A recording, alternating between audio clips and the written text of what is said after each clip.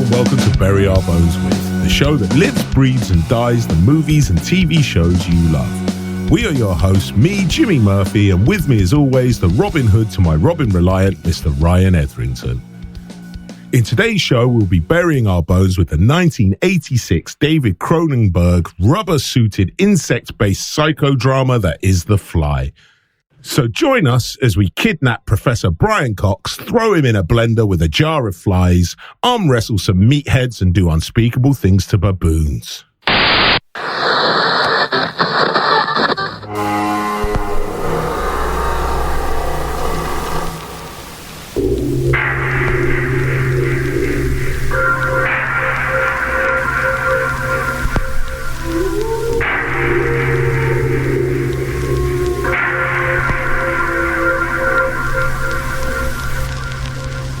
I'm David Heathbrow, Ghost Finder. Now, there are many haunted places up and down the country that if I were to sit here and list them all, by the time I was finished, I'd be a ghost. No, that's just a little joke, although I hasten to add that you should only joke about the forces of evil in the presence of a professional. I once knew a bloke who said that he didn't believe in the supernatural, and the next day he lost his car keys and his dog bit him. Now, you tell me that's not a sign of Beelzebub. But back to business. What I specialise in is determining if there is a presence within your home or office, but office do charge business rates. You and your husband are not trained to know if the fuse blowing on the kettle is a sign of faulty electrics or a message from Satan. I am. I graduated top of my class on the 2-day intensive course at the Lancashire School of the Macabre. For just a snip at £24.97, I will enter your house and check for any unwarranted paranormal. For specialist services, an overnight stay may be required, in which case you must provide adequate catering such as toad in the hall, peas and blancmange to finish.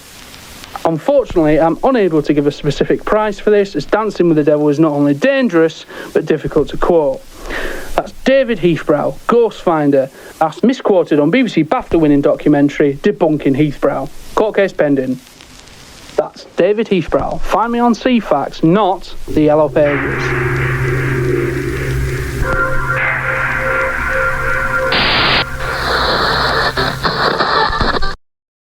So, The Fly. I love this film. It's a sleeper hit for me. It's Really? A film that I remember watching thinking it's a great, great film. And then for whatever reason, didn't return to it until recently. And I can't believe I haven't until this point because it's brilliant. Was it like a welcome surprise sort of thing? And you came back to it, it was like, oh, I love this. It wasn't a welcome surprise. It was more of a, okay, why have I only seen this once? You know, everything I like about movies is in here, and yet I've seen it once. It's kind of, that's what I mean by like sleeper hit. It's kind of just sits there and you kind of go, I always go, oh yeah, great film. But until you watch it again, you realise just how great a film it is. It is so well made. Now, I love this film so much to the point of I probably shouldn't examine my love for this film too much. It's probably bordering on obsession. There's a reason I have a fly tattooed on my leg, you know. It says more about you than it does about the film. Yeah. More about me than it does about David Cronenberg, you know. It's always been about this film. Was it 1986? I was a very small child. I was far too young for it when it came out. But it's always been around. It was a huge hit. I honestly couldn't tell you when I first saw it, but when I think back, my memories of it are all of the special effects, all of the disgusting stuff that happens in this movie is what first attracted me to it. Now as an adult, I still love it. I still love those elements of the film. This film is revolting when it gets going, but the sort of the psychological aspects of it. The subplot, it's not really subplot, the subtext, sorry, in this movie, it keeps you fascinated. I don't know, I wouldn't say I watch it regularly because I don't watch anything that regularly, but this is a film I always return to. It's always, if I had to make a top 10, I'm not really into doing lists like top 10 anything because my mood changes so much. But that sort of desert island disc thing, this movie's, if it's not in there, it's it came close. You know, it's that sort of top 10 movie for me. I love it. Like you say, everything I love about movies can be found in this movie.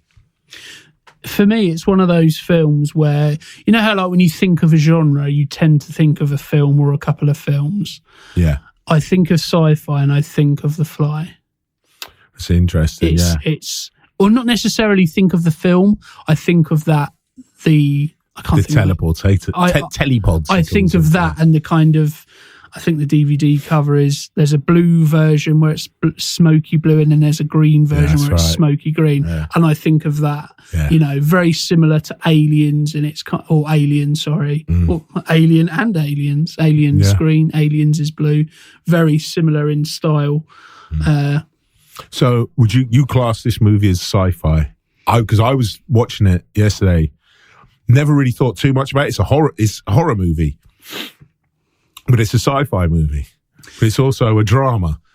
It's all of these things rolled into one. So where would you specifically place it as sci-fi? Because I think I put it as horror movie first, sci-fi second.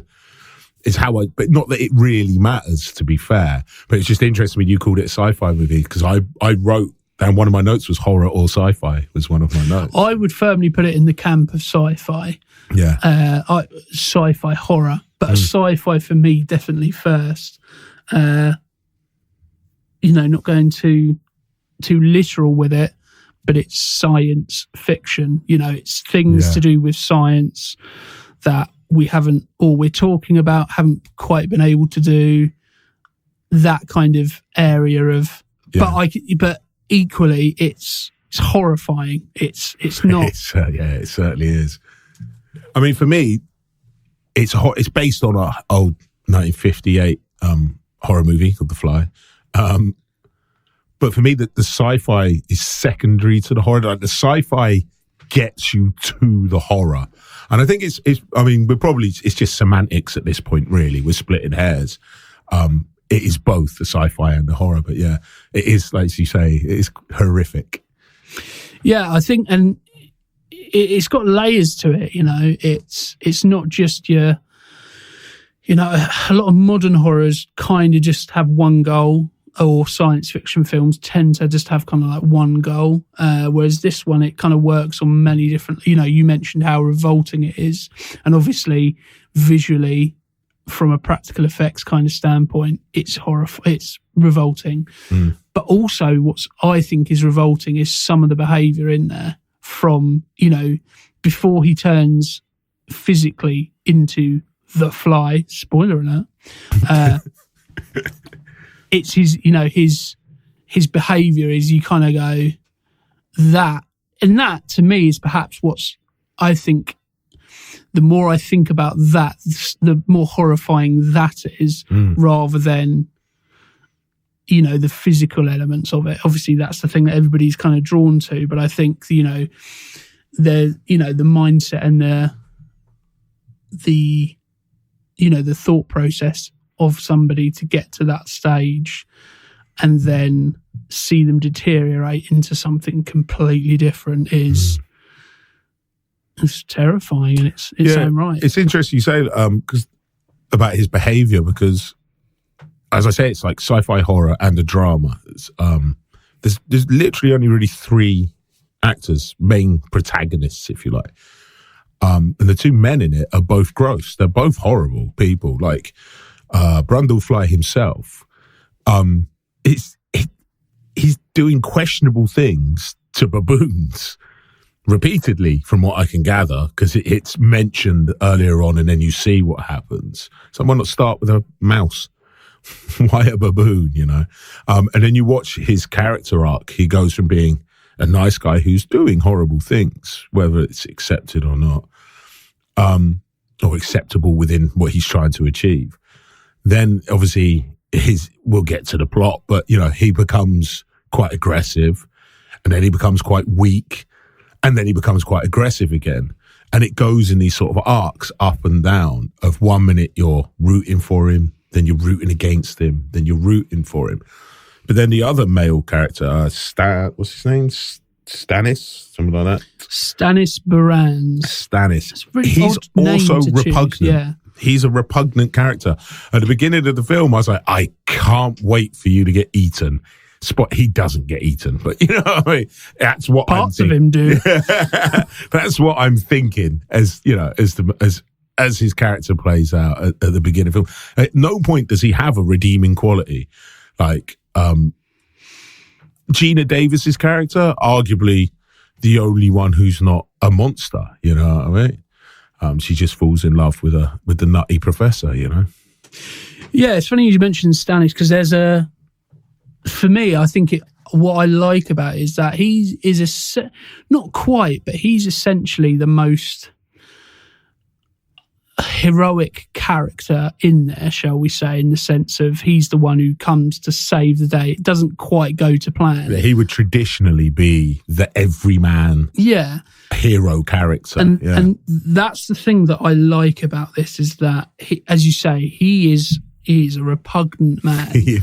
And he's the one who ends up saving the day. And I think that's a really really nuanced thing that not a lot of films do, whereby it explores that ability of human beings to be both good and bad at the same time. It's, it's not just, he's the hero, he's going to be very much doing all good at all times. He's horrible, and you want to see him get eaten, and you want to see him get his comeuppance, and to a certain extent he does. But then there's that shift where you kind of go, again, you kind of, this is a bit difficult to watch.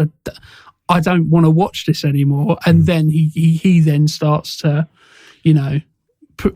do that heroic element. Yeah, I mean, I think it's his motivations for doing the right thing aren't pure. You know what I mean? This film is as much about the human condition, or at least the way people behave. It's as much a study of the human condition as it is a sci-fi horror movie. You know, it's an update on the Dr. Jekyll and Mr. Hyde story, told in a new and interesting way. You know, and like you say, within that is that they subvert the hero character by making him, as you say, repugnant. And his motivations for doing the right thing aren't pure. He's not trying to do anything. He wants to own and possess Gina Davis's character. Like, he's quite unpleasant. There's a great line that kind of sums that up, where I think it's when Gina Davis is first kind of explaining to him what's happened, and he says, "So does that mean I get your body now?" Right. And it's like... Yeah, body autonomy is huge throughout this movie. But that line in itself, it's almost like you have to kind of really process it and go, did you just say what I thought you said at the time you said it? Yeah. This is what's happening. That's kind of the most pressing thing. And your first thought is, do I get your body now? It's, as you say, it's that horrible kind of... Yeah, he wants to own her and possess her just as much as Brundlefly does towards the end of the film, but they both have very different motivations. Brundlefly, spoilers, towards the end of the film, he's trying to use her to keep himself alive.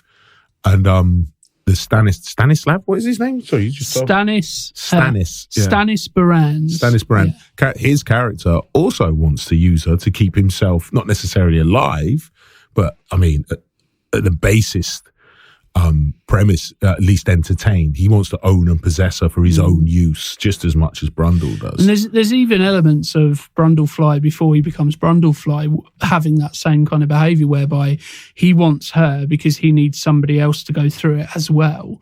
So he's just gone through it, and he needs somebody else to go through it, because then that way they'll be perfect for each other. Yeah, he's already twitching at that point, though. Yeah, he's already got the hairy back. Yeah. That's when he's kind of exploring, I feel great. It must put me back together and take out all of the negatives. I suppose he refers to it as rather, it's kind of comes, I never noticed it before, but he keeps going on about his coffee machine at the beginning. And then he refers to going through the pod as like going for a filter coffee or something, having all the rubbish taken out and being pure and clean. It's so well done. The film just starts. It literally, I had that feeling like, did I blink and miss something? It literally just goes off in the very beginning. 10 minutes before you're seeing something teleport. Yeah. Which is, feels like a very modern thing because it, tension spans of today's youth and things like that feels like something which would happen up very, you're dropped into a situation immediately. Yeah, it just opens with him talking to Gina Davies. Do you want to come back to my house? It's like, hang on, what? Yeah. Apparently he doesn't realise she's a reporter. It's just his chat up line. Do you want to come see me telepods? To be fair to him, it works. It did, didn't it? Yeah. I'm going to change the world. But yeah, I think this movie is, as much as it's obviously a sci-fi horror and a drama, as we're saying, it's the sort of subtext of disease is quite apparent. Apparently, I read somewhere that Cronenberg was always bemused by the fact that people thought it was an allegory for AIDS. He said it wasn't. It was just for all diseases, specifically sort of cancers. And they mention it later on in the film that like cancer gets mentioned a couple of times, I think, throughout the film. I think he thinks he's got cancer at one point, doesn't he? Some sort of mutated fly cancer, Yeah, I mean, those kinds of things are kind of, but sounds weird, but both obvious and subtle. Yeah. At the same time, if that makes yeah, because you can watch it at a very superficial level. Like all great films are like that. You can watch it on a surface level and go, it's a film about a man who sort of turns into a fly, because he doesn't actually turn into a fly; he turns into Brundlefly, which is funny because, like I said, my obsession with this film is borderline worrying sometimes. But I, for years, will occasionally refer to myself as BrundleJim. I mean, just in jest, folks, don't worry. But every time someone said Seth Brundle, my wife would start laughing because she's so used to me saying BrundleJim or something. Yeah, or I'll throw Brundle in front of stuff. I'll call the dog Brundle Dog. I mean, just going off of what you're saying about being an allegory for all diseases, I think.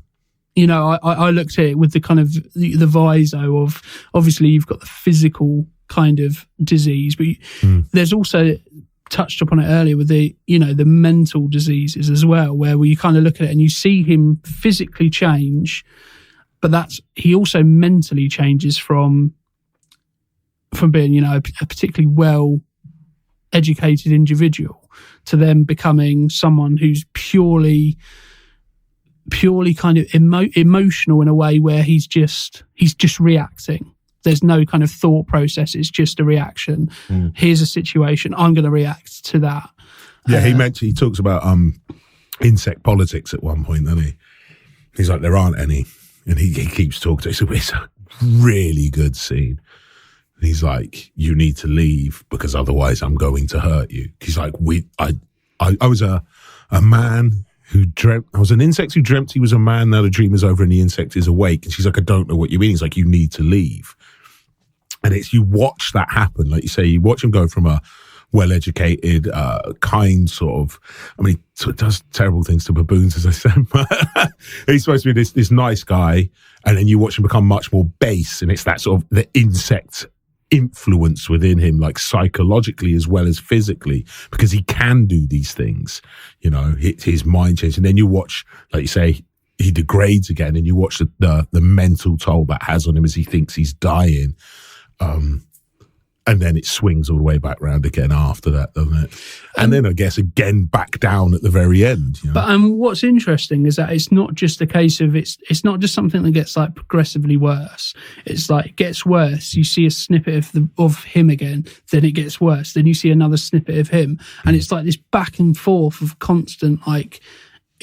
Is Seth Brundle still in there, or are you just Brundlefly? Yeah. And you never quite, obviously physically it's quite obvious, but you never quite know mentally what you're talking to, whether you're talking to Seth Brundle or Brundlefly. Yeah. And that's kind of I think that's the beauty of it. I think for me, that's what keeps people coming back, beyond, because obviously there's lots of films and there's lots of things where it does that kind of very gory, visceral kind of imagery. But without any kind of substance to it, ironically, it's very difficult to kind of return back to a view, and other than, have you seen this? It's gruesome, Yeah, I mean, that's the thing. I mean, like, as we say, like the special effects are very gruesome. And you kind of forget, you get so into the movie, and it goes by so quickly as well. It's like I say, it just starts. And you become very invested in the characters really quickly. Like, it's really well done that way. So when you do get to the stuff, it builds up slowly to how gross it's going to get. And just as you think the makeup has gone where it's going, it keeps going and it keeps going. And it's a testament to the film that by the time you get to that bit, it is an extra to the movie rather than the reason you're watching the movie. Now, it is a very important and strong part of the movie, but it's, like I say, it's not the only reason. You're not waiting to get to that point so you can enjoy the movie, you know.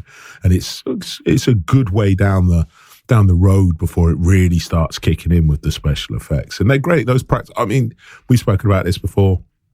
I love practical effects. I will take a man in a rubber suit over CGI any day of the week. And I don't care how dated it looks. I don't think the special effects in this film look that dated. This film's 37 years old. 37 years old. And that's the thing, it doesn't look dated at all. We're still watching it. My wife sat there watching it, and she watched me more than she watched the TV, because she's there and she's pulling faces and she's grimacing, and that's a sign of something that's still as good as it was then.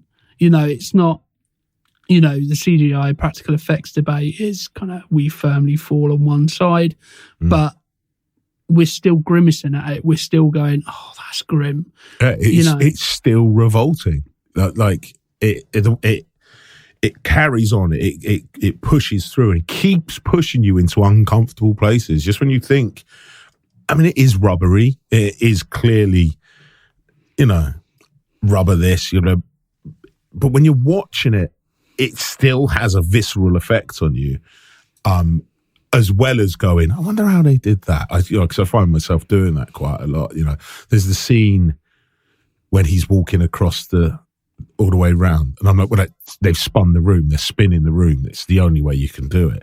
But it cuts as well. And I don't know why they cut it. I can only assume it didn't quite look right as the room spins. That's why the cuts it, because it is built to spin, so he can just do it in one take. But it must have been something slightly off because it's still a very effective scene.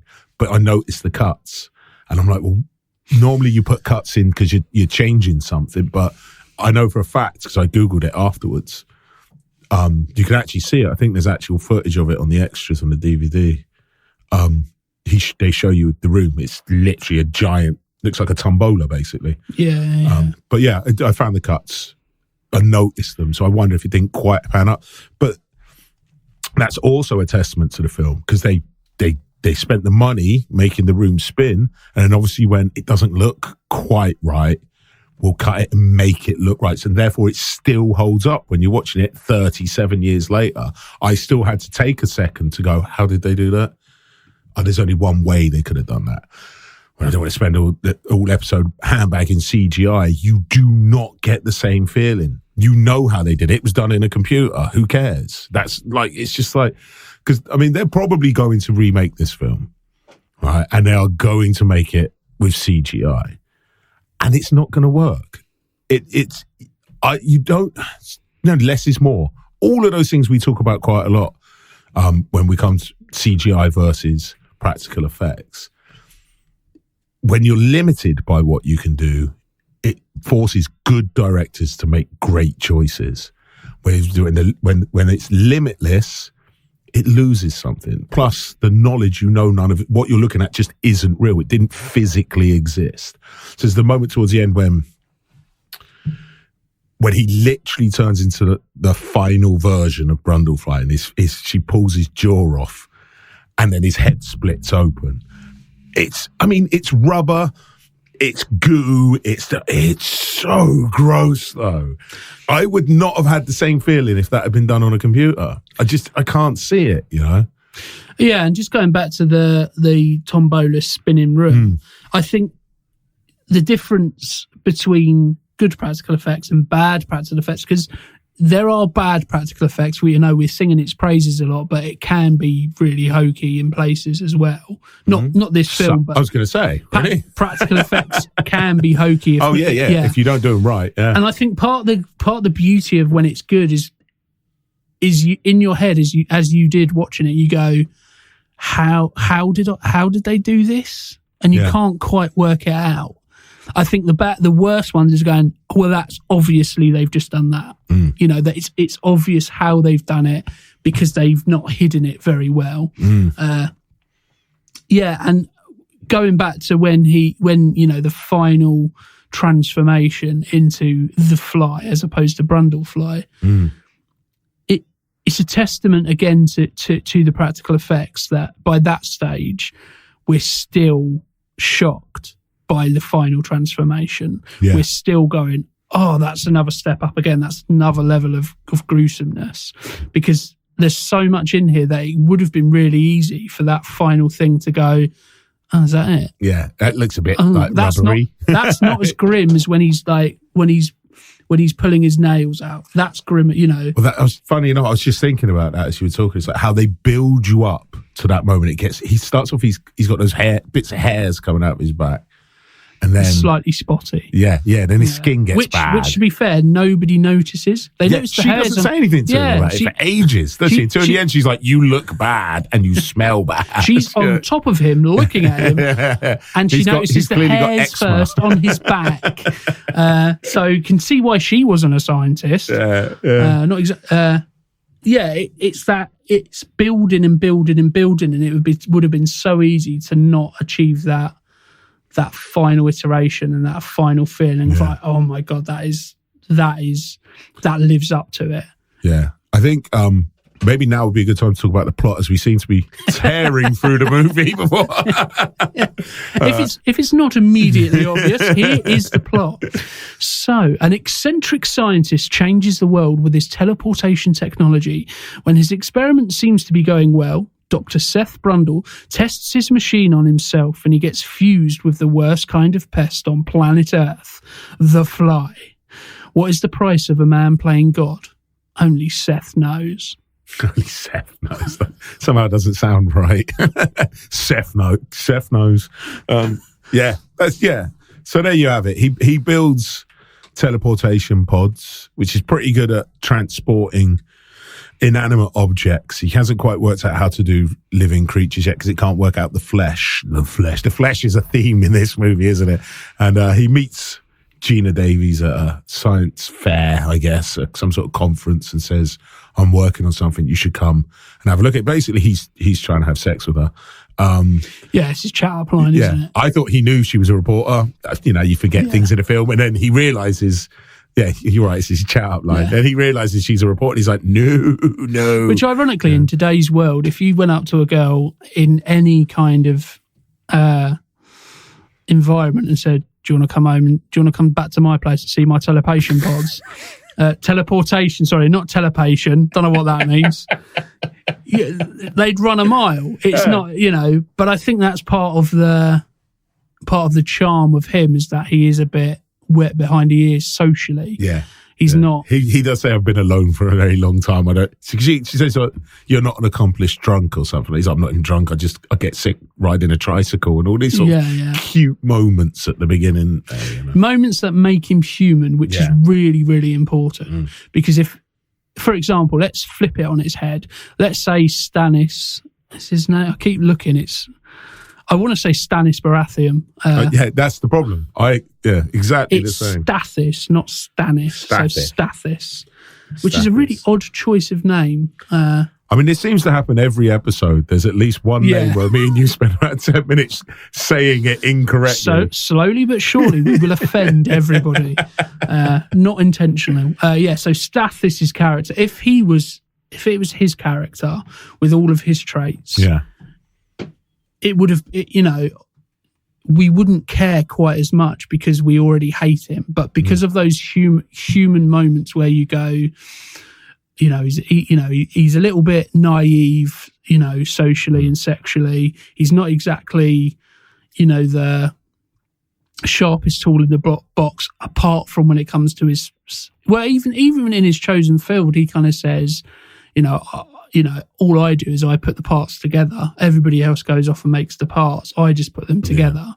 So it's, it's that kind of, there's a very real human there, which makes it all the more kind of horrific when that human element of him gets taken away and slowly gets taken over by the fly, or this amalgamation of fly and man. Yeah.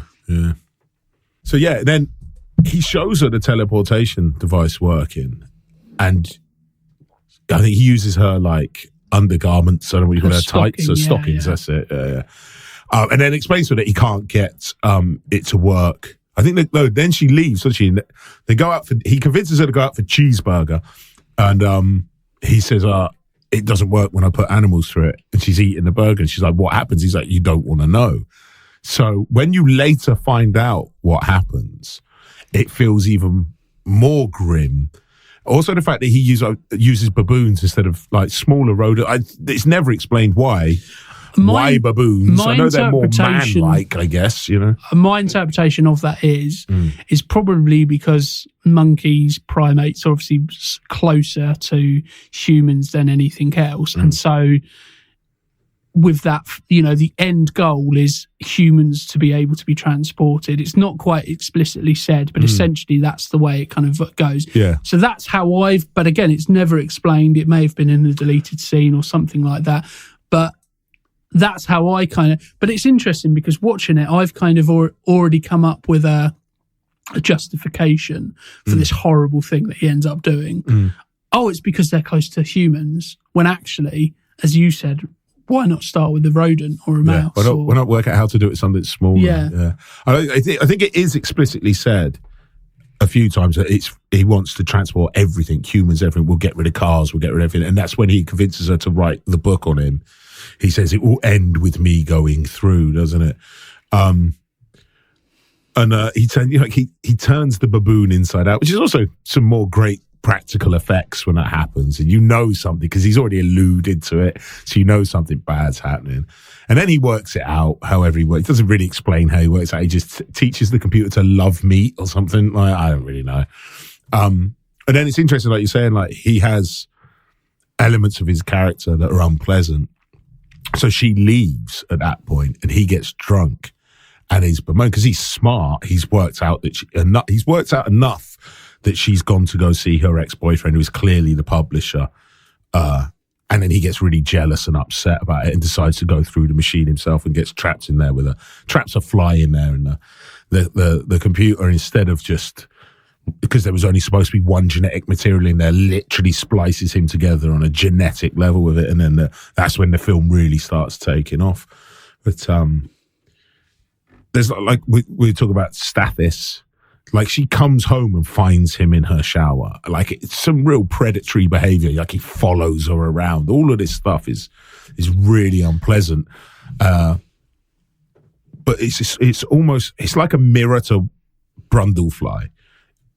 In so much as like the unpleasant human characteristics that he's displaying become the unpleasant insect characteristics of Brundlefly, albeit turned up to 10 with some really disgusting moments, you know. It's interesting the way that interplay works out. Like you say, the way they subverted who would naturally be the hero. Like, he is the most 80s publisher that you could have in a movie in the mid-80s. Like, he might as well have been banging lines of cocaine and, like, you know, drinking champagne constantly. Yeah, that's right. I mean, he's one drug binge away from Michael Wall Street. He's like the bloke in Gordon Gekko. Sorry, why do I call him Michael Wall Street?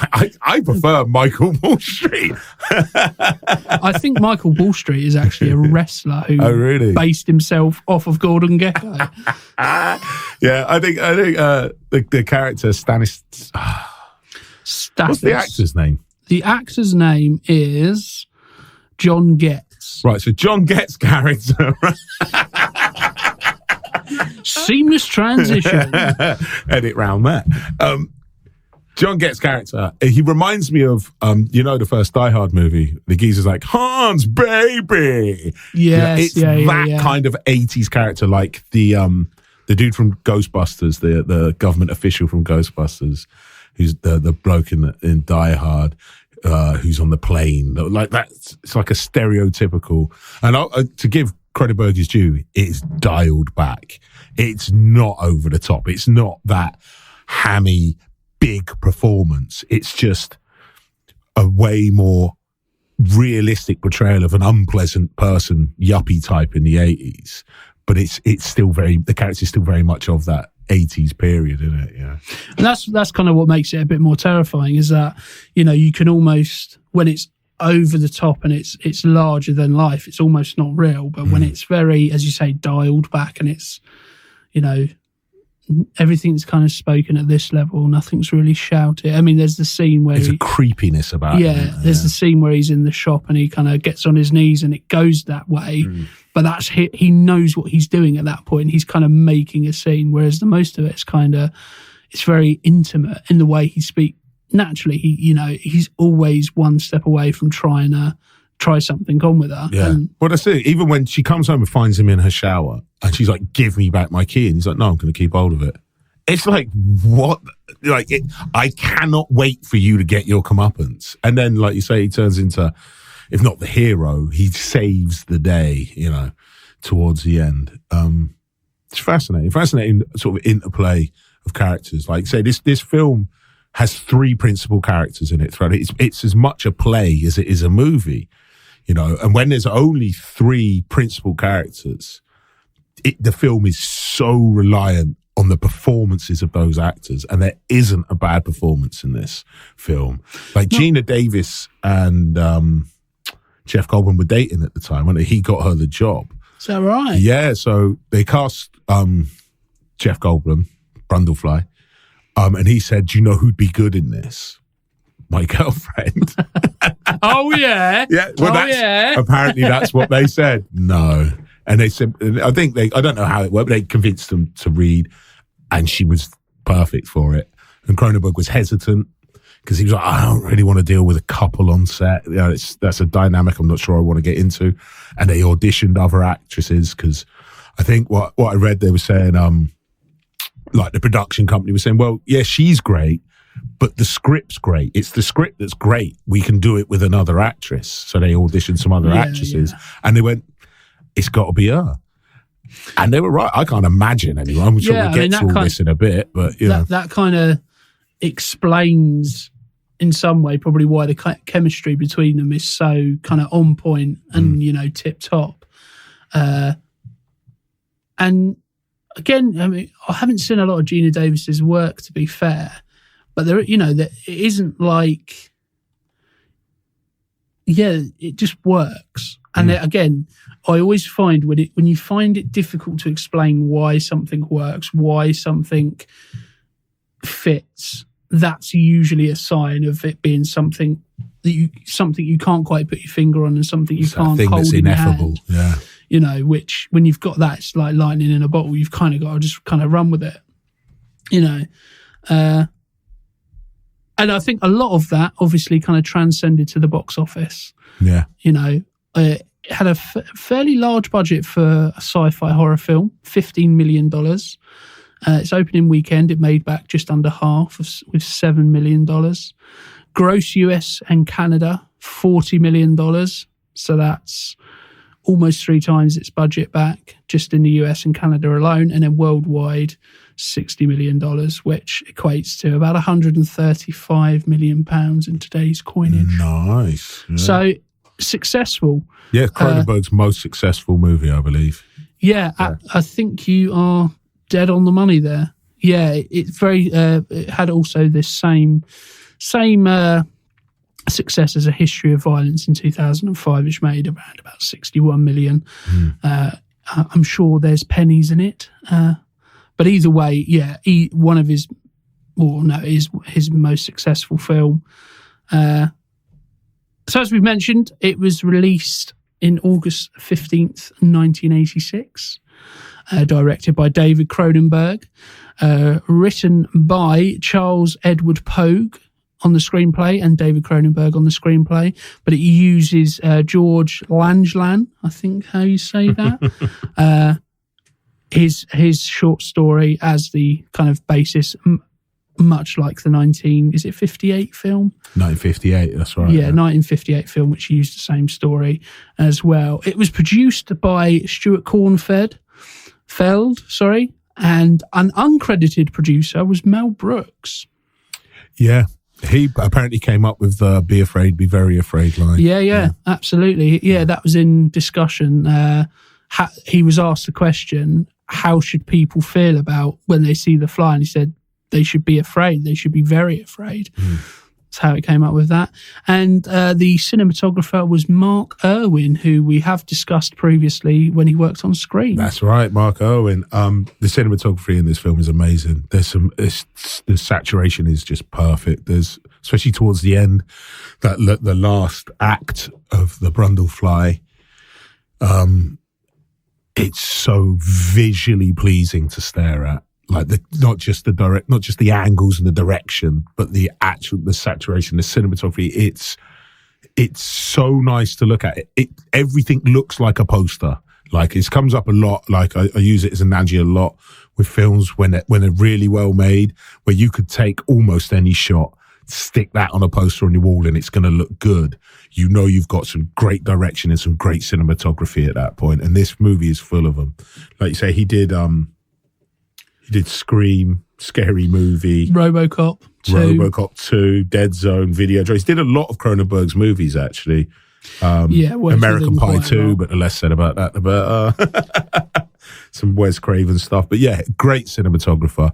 And this movie is visually, like we've spoken a lot about the special effects. I'm sure we'll speak some more about that in a second. But visually, this movie it's like candy to me. Do you know what I mean? It's like, when I watch it, I think this is how movies are supposed to look. Like when it's done so well, you know? Yeah, it kind of harks back to those days where they were moving pictures. You know, that's, you know, if you break this down into still frames and how many of them, as you say, can be movie posters or even just be pictures that you see that sell the movie, that advertise the movie. You know, this is a quick shot of, it's got hundreds and hundreds of them. Yeah. Which isn't, I think we take for granted an awful lot, but is incredibly difficult to achieve. And I had no idea how you would go about achieving that. It's one of those things where it's almost, you know, magic. Yeah. Yeah. They're the great unsung heroes of Hollywood cinematographers. People in the business obviously know how much a good cinematographer is worth, but the average man on the street they know directors, they know actors, which is fair enough, but it's a shame. Like a good cinematographer is the difference between a good angle and a good shot. That's right. And I think that's why I always like to include them in the list of that, because as you say, they're kind of unsung and editors, of course. Yeah. As you said, I think you said it before, good editing can make a film and bad editing can break a film. It's that kind of simple. And then moving on to, we've obviously gone through the main cast. We've obviously got Jeff Goldblum playing Seth Brundle / Brundlefly. We've got Gina Davis playing Veronica Quaife, I think that's how you say it. John Getz playing Stathis Barans.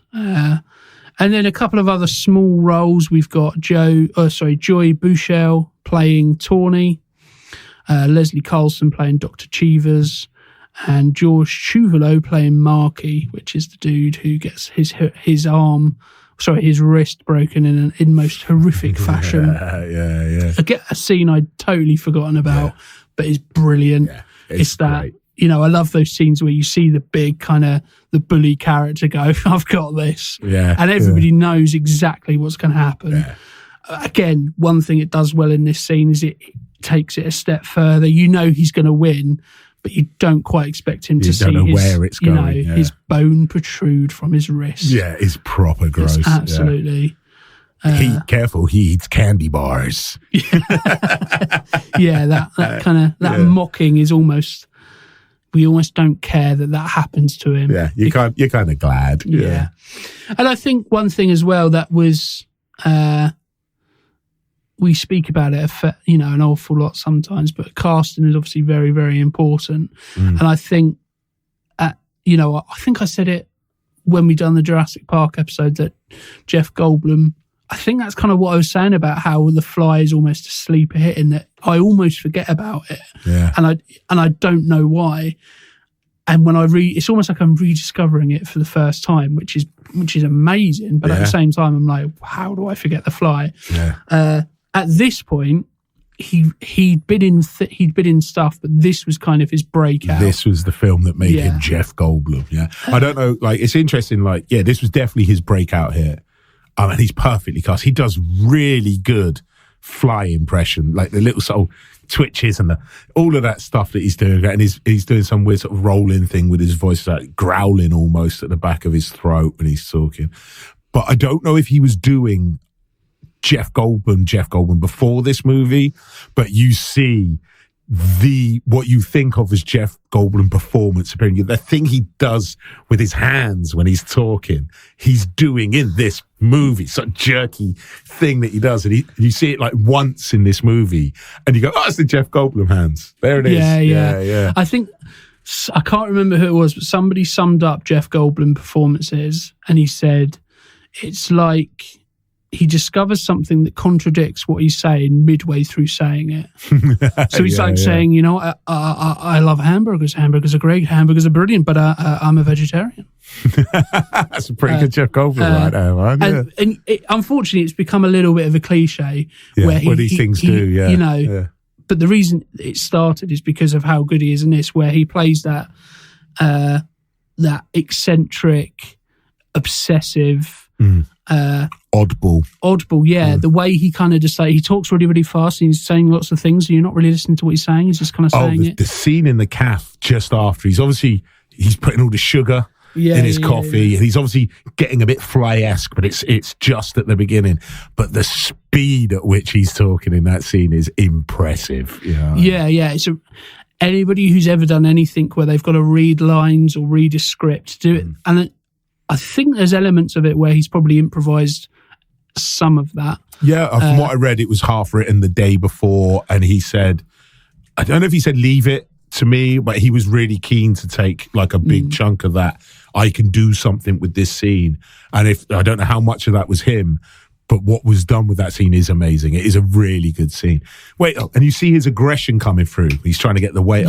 I want a bear claw or whatever it is he decides. Yeah, and he bangs the table a couple of times. Yeah, which ironically is what he ends up doing in Jurassic Park a couple of times.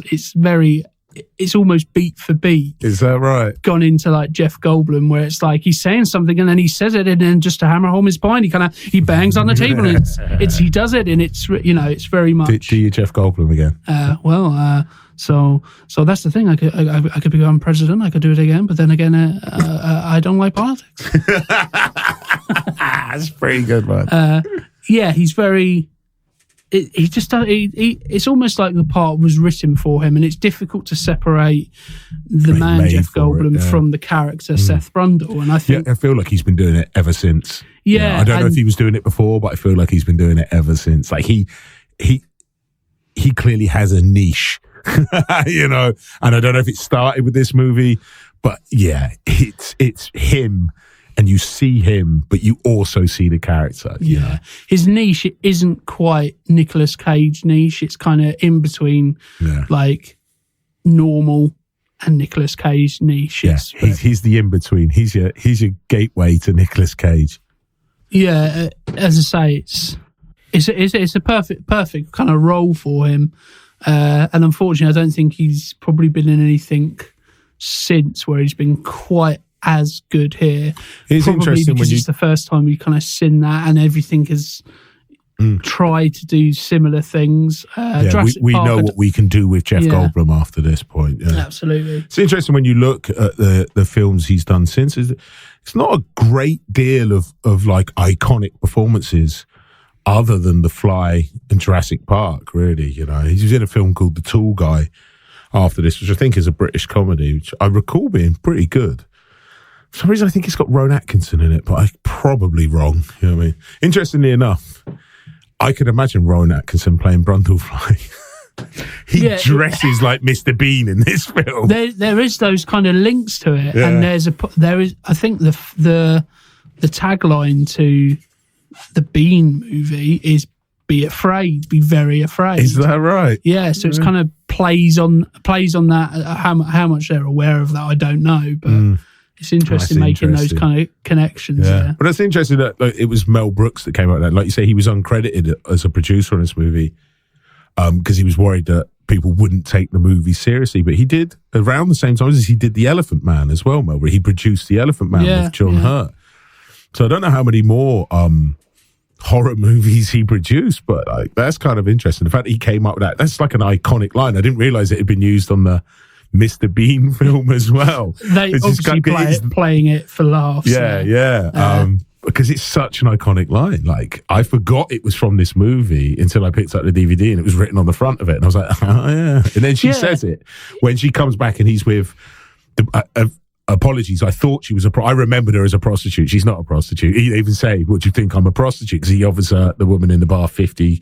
Is it $100? I think he offers her $100, and I get to take her home. And she's like, "What do you think I am?" You know. But Gina Davis uses the line then, doesn't she? She's like, "You should be afraid. You should be very afraid," because she's had his hairs examined, and they think they're insects. You know what I mean? But that scene then plays out into like his realization of what's going on in that scene is he starts going on the computer and you get to the whole bit where it's like I can't remember how it was. It's like first subject, second subject, or something like that. It says, and you watch him.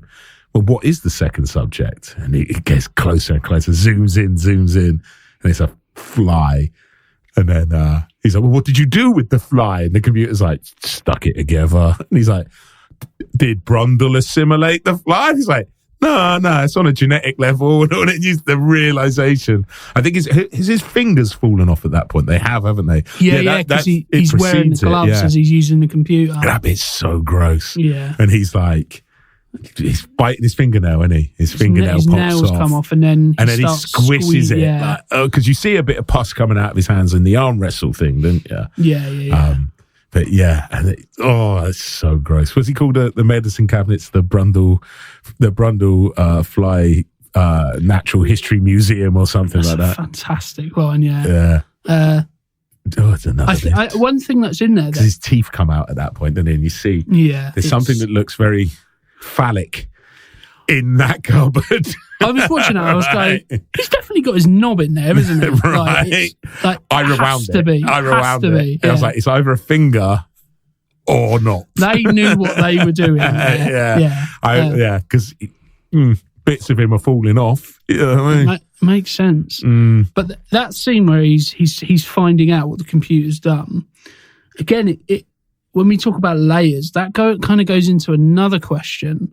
A science fiction question that's quite, age old is where's technology kind of assist man and when does it not need man? And it's kind of like the technology's made the decision for him to splice it together as opposed to assimilate or whatever, they're abundant of different... Or warn him.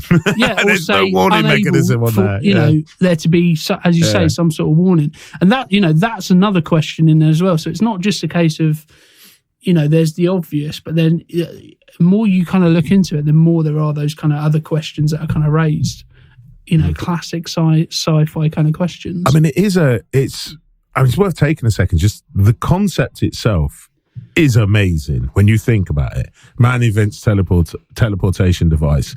A fly gets in there. In the original, his head swaps over. You seen the original? I haven't. It's a very different movie. I love it. But he spends the entire film in his lab. His wife's upstairs, and he's like got a bag over his head, a sack on his head, and he's got a fly hand. He's got a big fly hand and a big fly head. And I think he spends most of the film with it on so she can't see, and it escalates towards the end of the film. He's got a big fly head, and he dies, spoilers. And then they're trying to find, I think he spends the entire film trying to find the fly with his head so he can put his head back on his body. And then, I know, it's amazing, trust me. And then right at the end, they find the fly with his head on, and it's in a spider's web.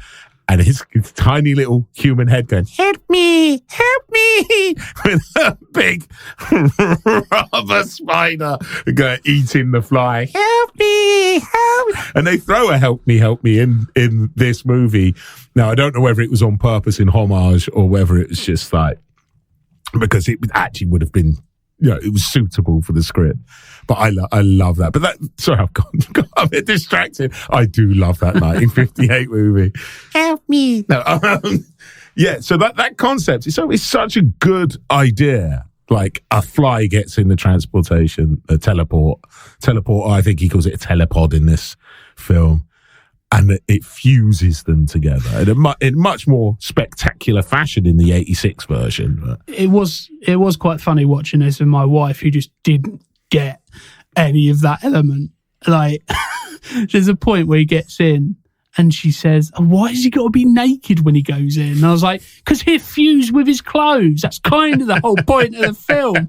And she's like, oh, right. And I was just like, if there's ever an audience that isn't for the fly, it's her. Yeah. But there's so many kind of elements of this that are what makes, to me, sci-fi interesting. You've got it's the question of where man playing God. That's an interesting question. You've got the whole technology in it. When does it become sentient almost? That's an interesting question. You've also got that element of, I said halfway through the film, I said, there's a sequel to this film. There's The Fly 2. I haven't seen it. And my wife went, well, how do you do this again? I was like, well, in my head, I've not seen it. I've not read anything about it. But the next kind of obvious transition is they try and replicate it, because that's what scientists do. They try and replicate it and get a different result. And there's an element of then you start asking the questions of, you're doing something that has this disastrous effect, expecting something else to happen, or expecting you to be different because of whatever reason. And not that I'm saying I don't know if that's what happens in the next one. The second one, as best as I can, I have it on DVD. I don't watch it much. It's his baby. It's Gina Davies. I'm sure Gina Davies is in it again. I think, his kid. My research, I don't know how many years ahead it is, but like his son is now like late teens, early 20s, something like that. Maybe he's going through puberty. I think that might be the catch. He's going through puberty and he's starting to change. And it's sort of like the company have taken them off to one side to like not necessarily experiment, but keep an eye on him and all this sort of stuff going on. So there, as I say, there's those kind of questions and conglomerates and companies, and the dark stuff that companies end up doing that end up getting us to a positive stage of, we found a cure for this, or we found this life-changing thing. And what have you had to do, as you say, at what cost? Yeah. I mean, that's the thing, the question of body autonomy comes up through this a lot.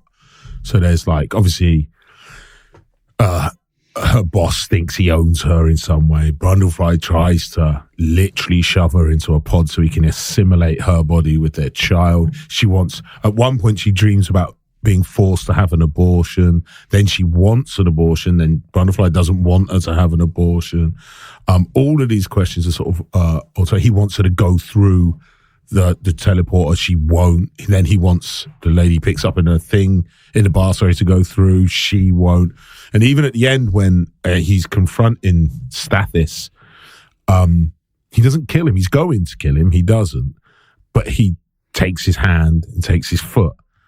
Like, thus, body autonomy comes up again. And then you have underlying all of that, essentially what disease does to your body when it robs you of your body autonomy. It's like a consistent theme throughout, but it's done so well. So you, like you say, you have those levels that you have in, like you were saying the other week, great movies ask questions. This asks a lot of questions. That age-old one that we always seem to keep coming back around to, of like, just because you can, should you? You know, that sort of stuff. Like when you get to the technology, and the way human behavior is, all of these questions it asks all the way through. Where is the line? How far would you go? All of those sort of things. It's fascinating. It's also that, you know, there's the question of, you know, how human nature in most cases is to cut corners. We want to get to the end result before we're ready to get to the end result. And the only reason this kind of happens is because I've just got to try it. There's kind of no thought process other than I've just got to try He's it. Drunk as well, don't he? Yeah. He's drunk and in a mood because she's left. Again, that possessiveness is back in play, that ownership of another human being, you know? Yeah, and it, you know, before he's ready as a scientist, before humanity's ready as a race to go down these kind of routes, it's, you know, that again, another interesting question in there. And I think what's good about this is that the answers aren't clear. You know, the answers aren't kind of like, oh, this is what happens when this happens. It's not that kind of straightforward. It's kind of, as you say, you know, going back to the Stathis character and the fact that he kind of becomes I wouldn't say the most heroic, but he's the one who kind of saves the day in some elements. We don't really get an answer to if he's good or bad in this film. He's both, and he's neither at the same time. Yeah, as is Brundlefly. By the end of the film, he's both good and bad. Yeah, he has this situation thrust upon him through his own actions, his own arrogance, and all of that sort of, like you say, that sort of human nature to want to push those boundaries beyond. And this is the consequence. And you watch his journey, like you said, it doesn't keep ramping up straight. He obviously goes through the teleporter and he feels great. And there's that really good scene where he's doing all the gymnastics. It's clearly not Jeff Goldblum, some dude in a wig, but it's just brilliant. You know what I mean? Who's a considerable amount shorter than him. much shorter. That's the thing. He's a tall man. You know what I mean? It's like 6'4". Yeah. And he shrinks a bit and then becomes a great gymnast for a minute. You know what I mean? And you get all those stuff in that, and it's that you get, as the viewer, you get that sort of, oh, I'd like that if I could be that healthy and that full of beans or whatever. But we all know what's coming as well. But that whole section of the film's fascinating as well, right up until the point, and his nails start falling off. Oh, and then, like you say, it goes through into that. Anyone who's cut their nails a little bit too short knows exactly the kind of terrifying nature of the whole nail. Because that's the thing. I mean, all of the special effects. He won an Oscar for it, didn't he? Yes, yeah. I've got it written down somewhere, but I can't see best it. Best makeup, I think, is the Oscar. Yeah, I can't see. I wrote it down somewhere. I do apologise, but they won an Oscar for it. They studied diseases when they were doing all the makeup. That's really where they were leaning into. And he said, like, we built it up slowly, bit at a time, and it gets more and more gross. And it never fails to disappoint. I could see why they won an Oscar for it. It doesn't disappoint, you know. Yeah, grounding it in reality is always a good. Even a bit when he's chewing on the pencil and his teeth fall out, and you're just like, you know it's coming. As he puts the pencil in his mouth and he's gnawing away on it. His ear falls off at one point.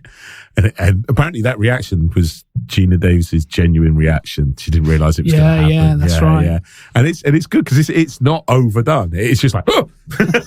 And he's like, oh, and a bit when one of my favourites, there's so many scenes in this that are my favourite scene. It's really hard to pin down.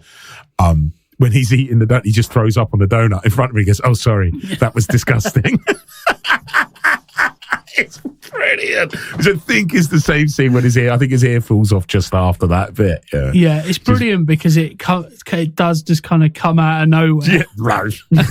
It's so good. And I remember and I knew it was coming, and I looked over at my wife, and the look of disgust in her face. It's disgusting. While she was eating her dinner, and I was like, "Are you enjoying that?" It's brilliant because you kind of there's moments where you kind of forget what's happening, and then very quickly it throws you back into it and go that this is he's living with it, but you're kind of living with it with him as well. It's interesting how the scientist in him comes out. He finds his own decay fascinating.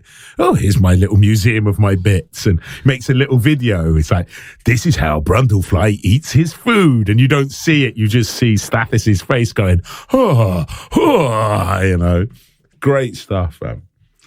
Yeah, I mean, going back to the whole there being lots of levels to this, there's the point where the final transformation where he's the fly and the telepod fused, and he pulls the gun up to his head for Gina Davis, that last bit of humanity, isn't it? Yeah.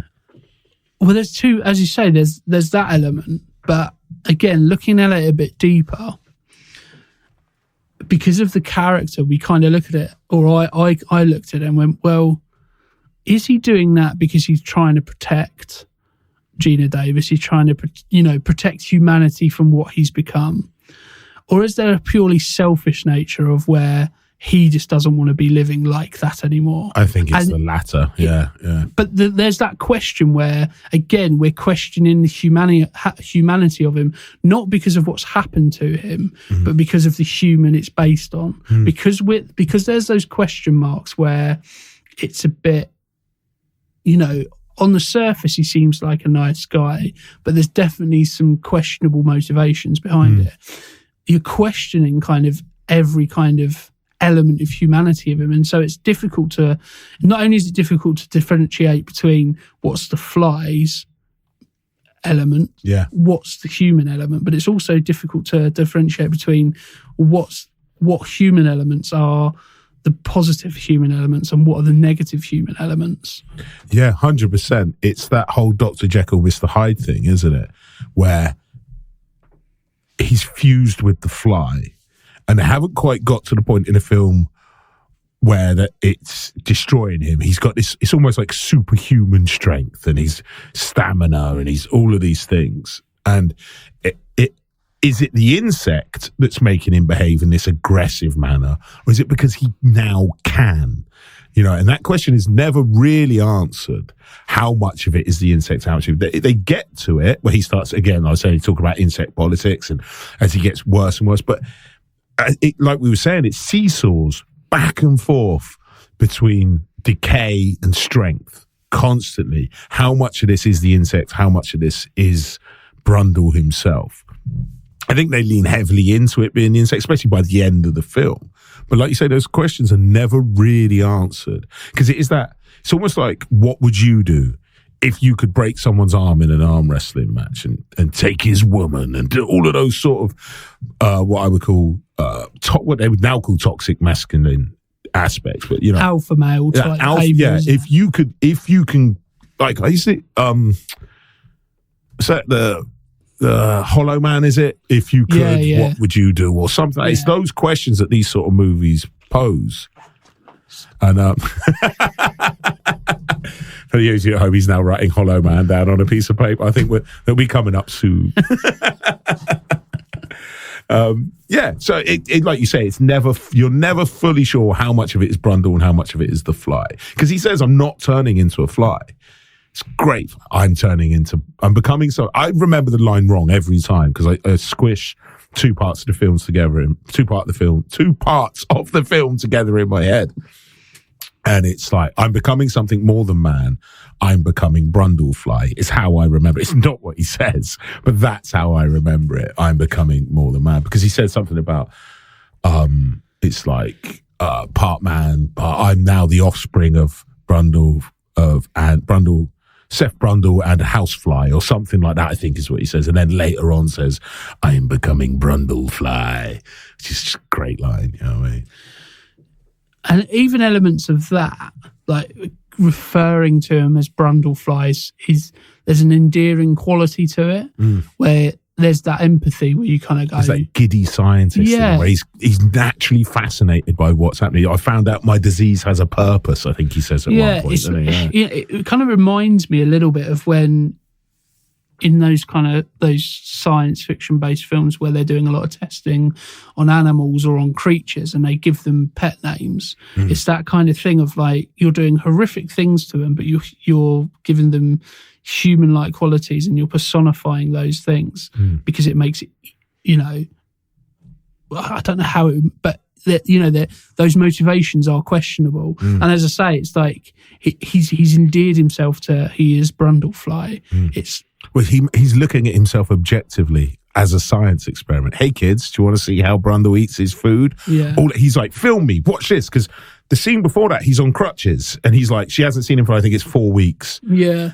And like he's in a really bad state. And then the next time she sees him, he's crawling across the ceiling, saying, "Oh, my disease has a purpose," it would seem, and all this. And it's that. Where is this going? It's up and down. It's back and forth. We know where it's going. I've seen it so many times. There's a load of deleted scenes where he's like, I think he's climbing up a wall and a fly arm comes out of his side and all of this sort of stuff. None of that was needed. I think there's like the perfect amount of turning into a fly. Because like I was saying before, like his performance as a fly or a man with fly-like characters, I should say, is amazing. A little twitchy stuff. He's so well. Like we've already said, really, but it was the role Jeff Goldblum was born to inhabit. I cannot imagine anybody else being able to service this film.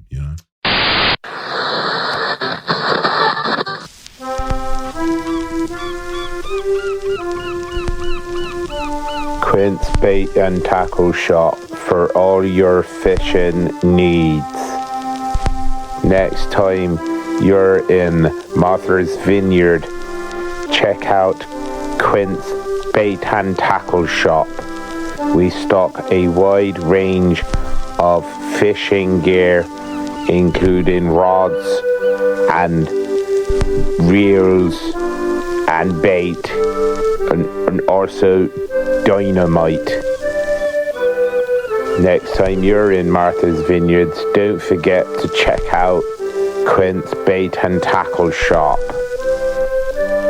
Also, booking now for Quint's offshore fishing. That's Quint's Bait and Tackle Shop, south of the pier, Martha's Vineyard.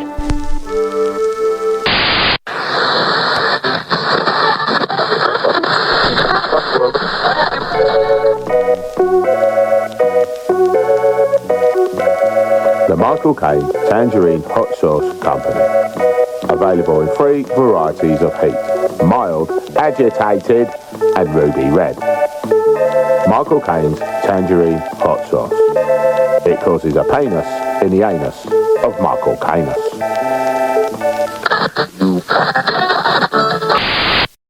Well, now that you say you cannot imagine anybody else, let's try. It's always my favourite bit. So I'm going to throw some names out at you. Yeah. So again, how much of these were considered and how much were just names that were discussed, I don't know. But it's always interesting to think about. So name number 1, Michael Keaton. 1986, Michael Keaton. 3 years before Bat. I mean, he does do weird. He can do weird. He can do weird. Like, yeah, I don't really want to dismiss Michael Keaton as a comedy actor because he's not. I think I would find it funnier if he was playing Brad. I can only imagine it with more of a lighter touch with Michael Keaton, and maybe that's doing him a disservice. I don't know. I think at that time, I think you'd have been spot on. Actually, I think that would have been. He would, it probably why he wasn't inevitably cast, because maybe David Cronenberg couldn't see past that, that comedic nature of Michael Keaton, because I don't think he'd done anything. I don't think he'd done much of note at that point anyway. But he's certainly more in the. Has he done that? Is it Night? What's that film he did with the Fonz where they're pimps? Night Shift, I think it's called. It's got Diane from Cheers in it as well. Shelley Long. Yeah. It's a great movie, as I recall. It's around that time. So it's certainly it's a comedy, on the more comedic nature. Yeah. Another name. That's a no for me, I think. No. Yeah, I think, as you say, it takes it in a far more comedic nature, which there are elements of this that are quite funny, but they're funny for the wrong reasons. They're not funny because that's a really funny thing. It's funny because that's terrifying or that's you either laugh or cry. Yeah. John Lithgow. Again, I've seen him do serious roles. Cupcake. Fuck yourself, Cupcake. I mean, I like John Lithgow. He was in Dexter. He played a serial killer in Dexter. He's great in that. He can do those serious elements, and I think, but it's very difficult sound a bit to see weird. Past. Yeah, I think it would just look so 80s with a younger John Lithgow in it. It feels, to me, I would be watching it thinking it was a TV movie, and I don't mean that in any sort of real disrespect to John Lithgow. It's just, I can't see it. I can't. The thing is, I can't see anyone other than Brundlefly himself playing Brundlefly, you know. So I think there's going to be a lot of this, to be fair. But can you see Richard Dreyfuss? He comes up a lot, Richard Dreyfuss, doesn't he? He's obviously 86 Richard Dreyfuss. No, absolutely not. No. Another name which absolutely Mel Gibson. Really? That can't be. I'm going to take that one with a pinch of salt. Apparently, he turned it down to do Lethal Weapon, which was a smart choice from him. He actually turned. So they offered it to him. Apparently, and he turned it down. But he made the right choice for him. Sure. I think it's one of those things of him just being a star, and they wanted potentially at that point when he was being discussed, they may have wanted somebody who could sell a film.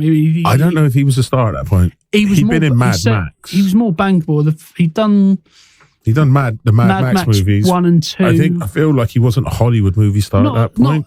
But he was up and coming though, so he may have had a buzz about him. He was on the trajectory, you know what I mean? It's possible. No, hard pass. Hard pass. Yeah, I can't see that in the slightest. This one I can see.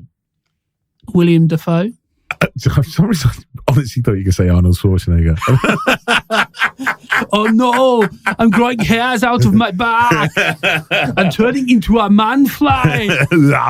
I'm becoming something more than man. I no longer need the chopper. I can fly independently from a vehicle. But it's a good thing you never actually see him fly in this movie. He doesn't actually sprout wings, as far as I recall. You know what I mean? That would have been a step too far. Sorry, who did you say? Willem Dafoe. Do it. Come on. Put the shotgun to my face. Do it. I'm a fly man. Kill me now. Sorry, I couldn't resist it. I now want to see that film. I think you puny little man, I'm fly man. You're not putting me in a jar. Look what you've done to the baboon. Look at your puny arms. Sorry, what? William Dafoe. Willem Dafoe. Willem Dafoe, sorry, yeah. Hang on. I can't still think about Arnold Schwarzenegger. Who at no point, as far as I can tell, was considered. It's just something that pops into your head. Does he wear his little gold lycra onesie from Running Man or something? There would be a lot more noises in this. I've made a teleporter. Would you like to come and see it? It goes from one place to the other. There'd be a lot more noises. As he was transforming, he pulled his fingernail. What is happening? I've gone Jamaican. Why am I Jamaican? It's gotten a bit racial. Right, Willem Dafoe. Yes, 100%. You're right. Yeah, Willem Dafoe. Definitely. Yeah, it's not really much else to say on that after we've covered. Again, another name that tends to come up a lot, James Woods. Yeah, I mean, it's 80s actors, I suppose, isn't it? James Woods. Yeah, I don't get. in my head, James Woods is just menacing. Do you know, he's got more of a menacing alpha male persona to start with, you know. He tends to play those characters more often. Yeah. You know, I think possibly the same could be said for Willem Dafoe. Willem Dafoe, to me, he's like a grizzled detective character in my mind. It might be a American Psycho hang up, you know what I mean? See, to me, Willem Dafoe, I always feel he's like one step away from just completely losing it. Whenever I've watched it, in pretty much anything, whether or not that's the character, I always feel he brings, and perhaps it's man on edge. Yeah, he brings that kind of element to it where at any point anything could tip him over the edge and he just loses it. Yeah. And he goes full Green Goblin. Probably because I think that's probably the first time I saw Willem Dafoe was in Spider-Man. So I always struggled to see him do anything other than... I was think 10 when it came out. I'm trying to think of Willem Dafoe films now. I can't think of anything. American Psycho. I can't think of anything. Passion of the Christ. Was it? No, not. He played Jesus in something. Oh, he did, didn't he? That's right. Yeah, like The Greatest Story Ever Told or something. Yeah, I can't think what it's called, and there'd be people shouting at us now. Yeah, I could see him do it. Yeah.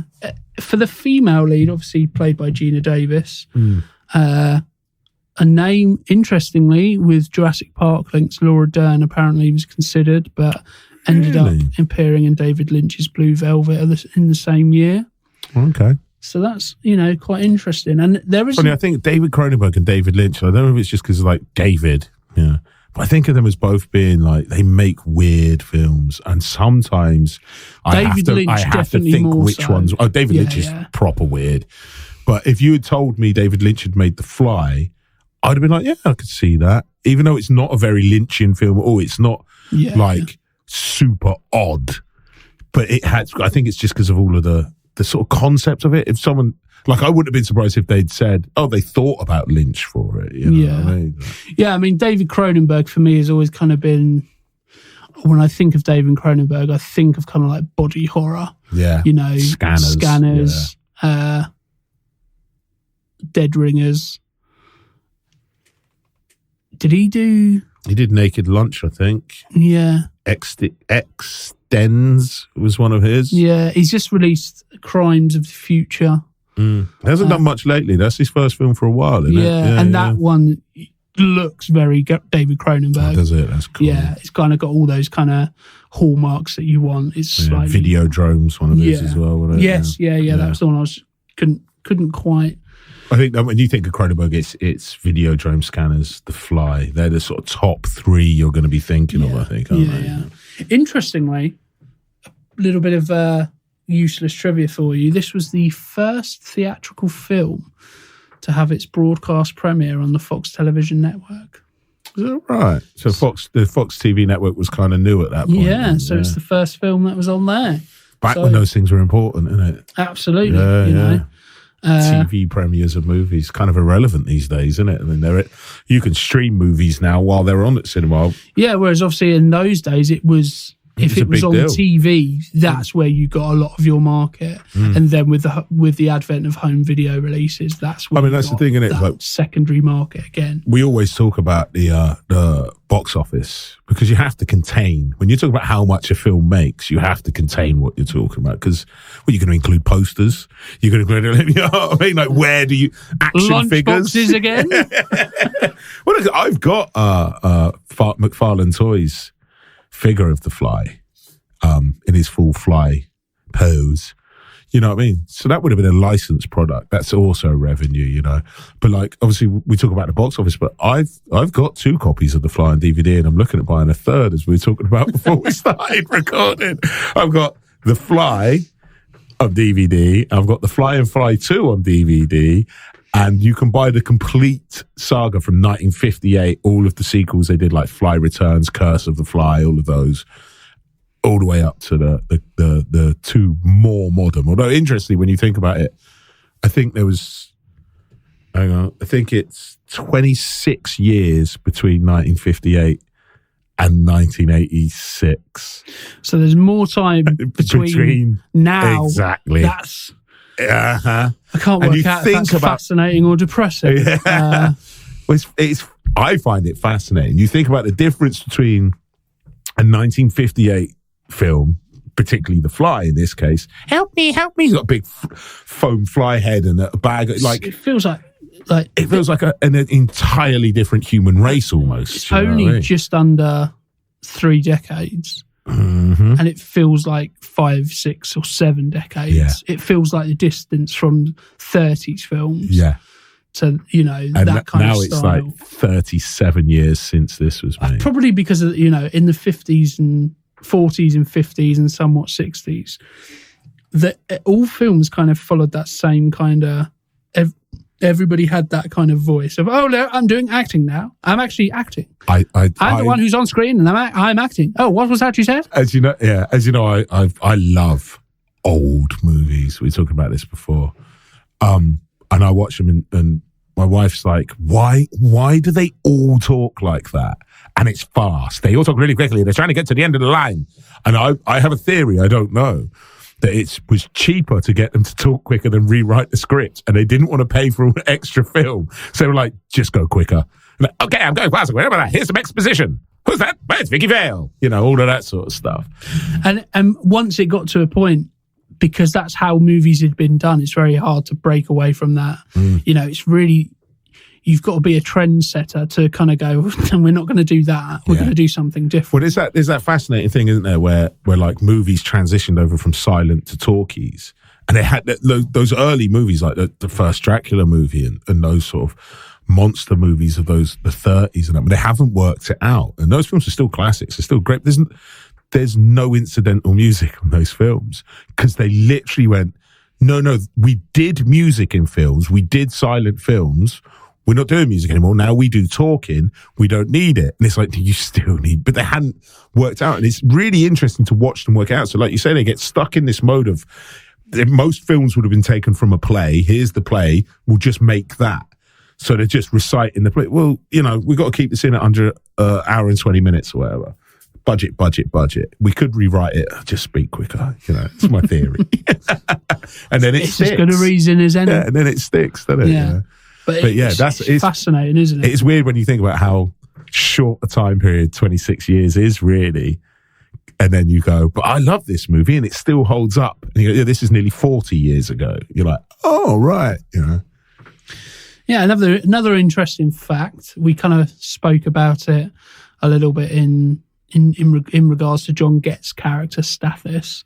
And one of the reasons he took the role is because he appeared to be a stereotypical, unlikable 80s yuppie villain. Yeah.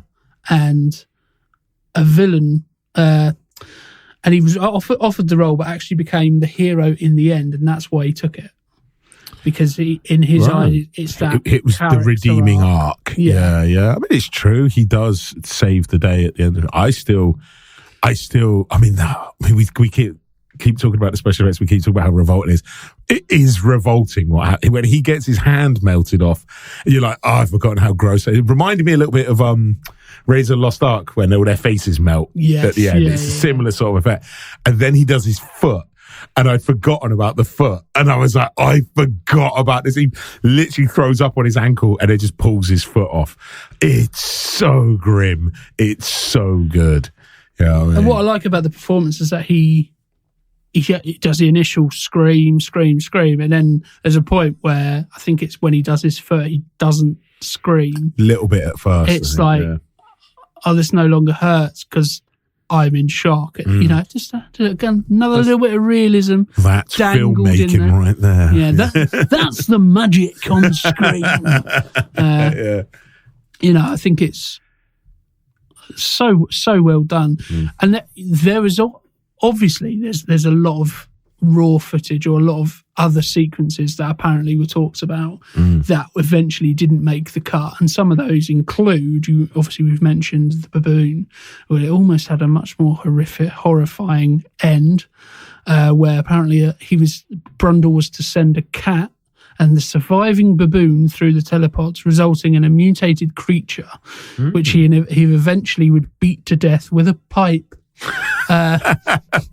Which I think they made the right decision to cut that, because I think that would have been too far for the character. Do you know what I mean? I think at that point, if you were a scientist, however good you were, and that happened and you had to physically kill something with a pipe, that I think would be enough for you to go, I need to take a step back here. I'm assuming it happened after he was already decaying, and he would have been trying to work out how to undo what happens, because there is a point in the film where he's obviously trying to work out how to undo the genetic splicing of the fly, and they're like, the best we can do is put more human in you to balance out the fly in you. So I'd assume it's that, but I think you'd find it as an audience member hard to come back and feel any empathy or sympathy for Brundlefly after you've watched him put a cat and a baboon in a teleporter. Absolutely, and then beat them to death with a pipe.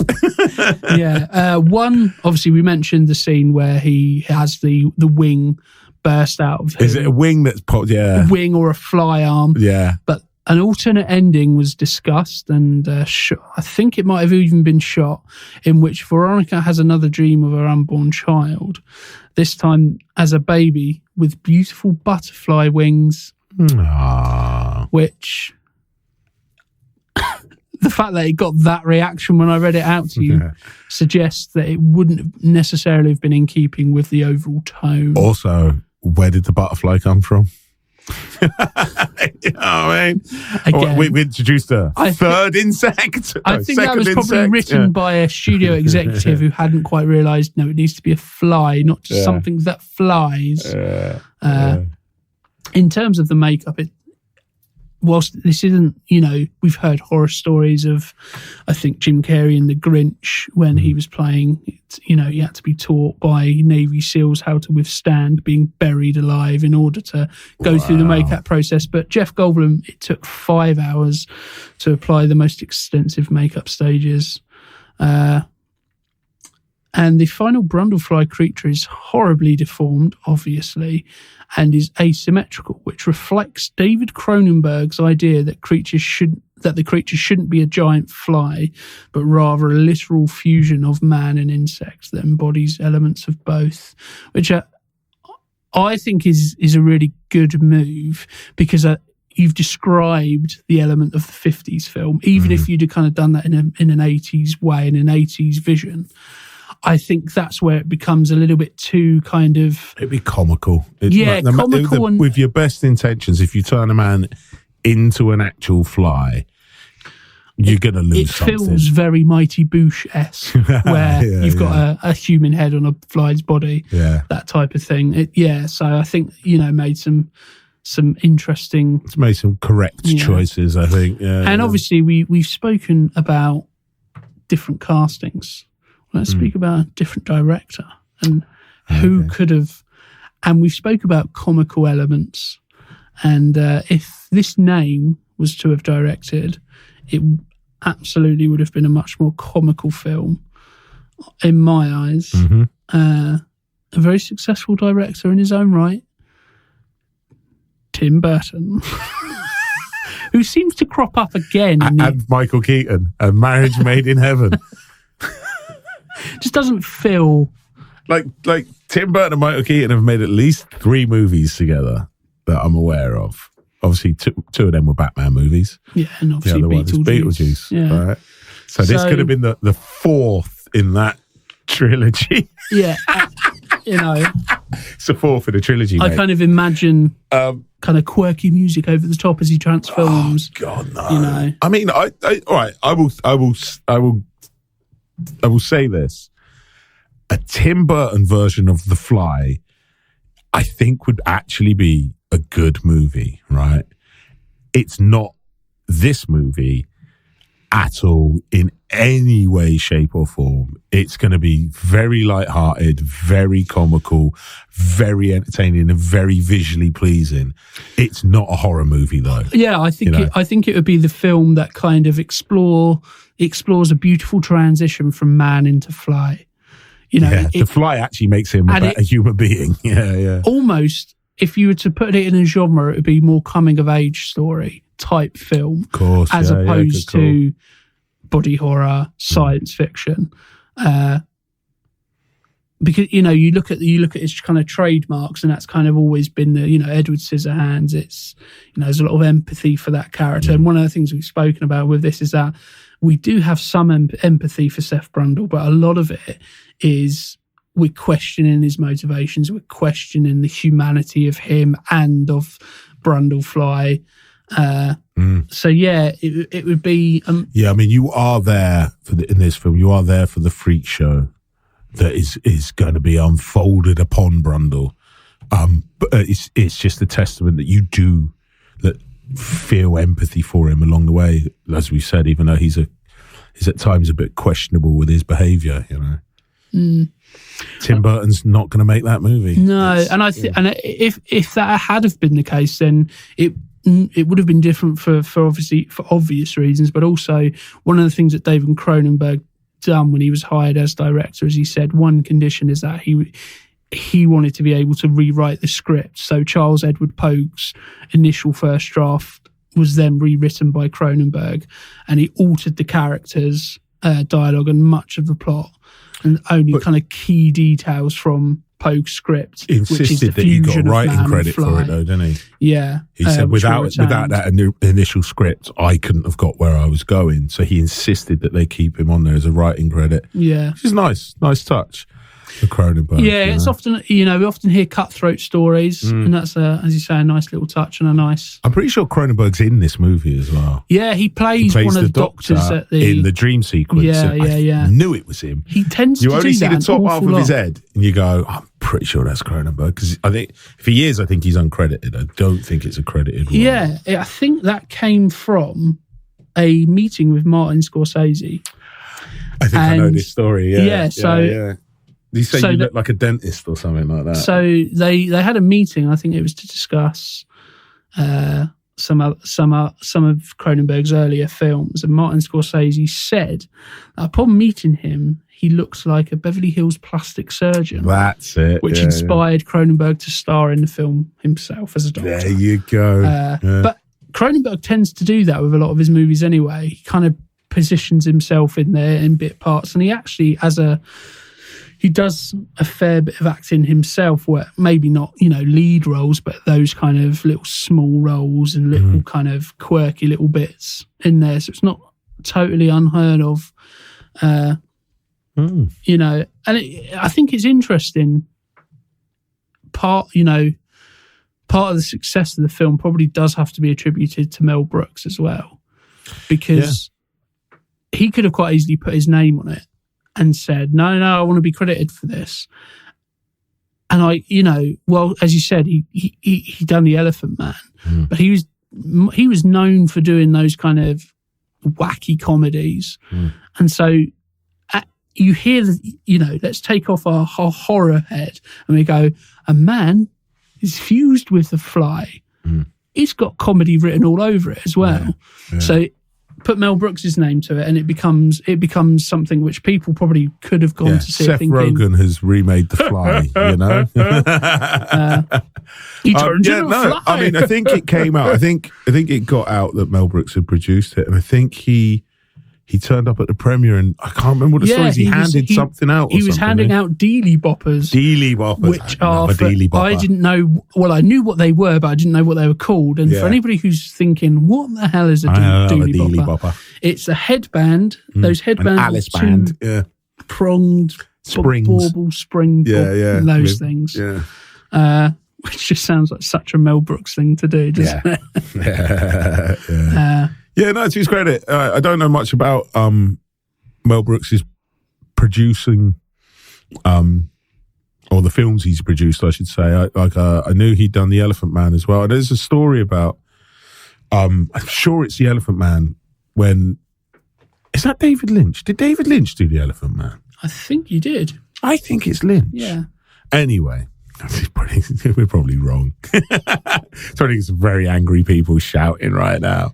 Anyway, so apparently when they showed the film to the studio gave them a load of notes about stuff they wanted changing. And apparently Brooks said, no, you misunderstand what's happening here.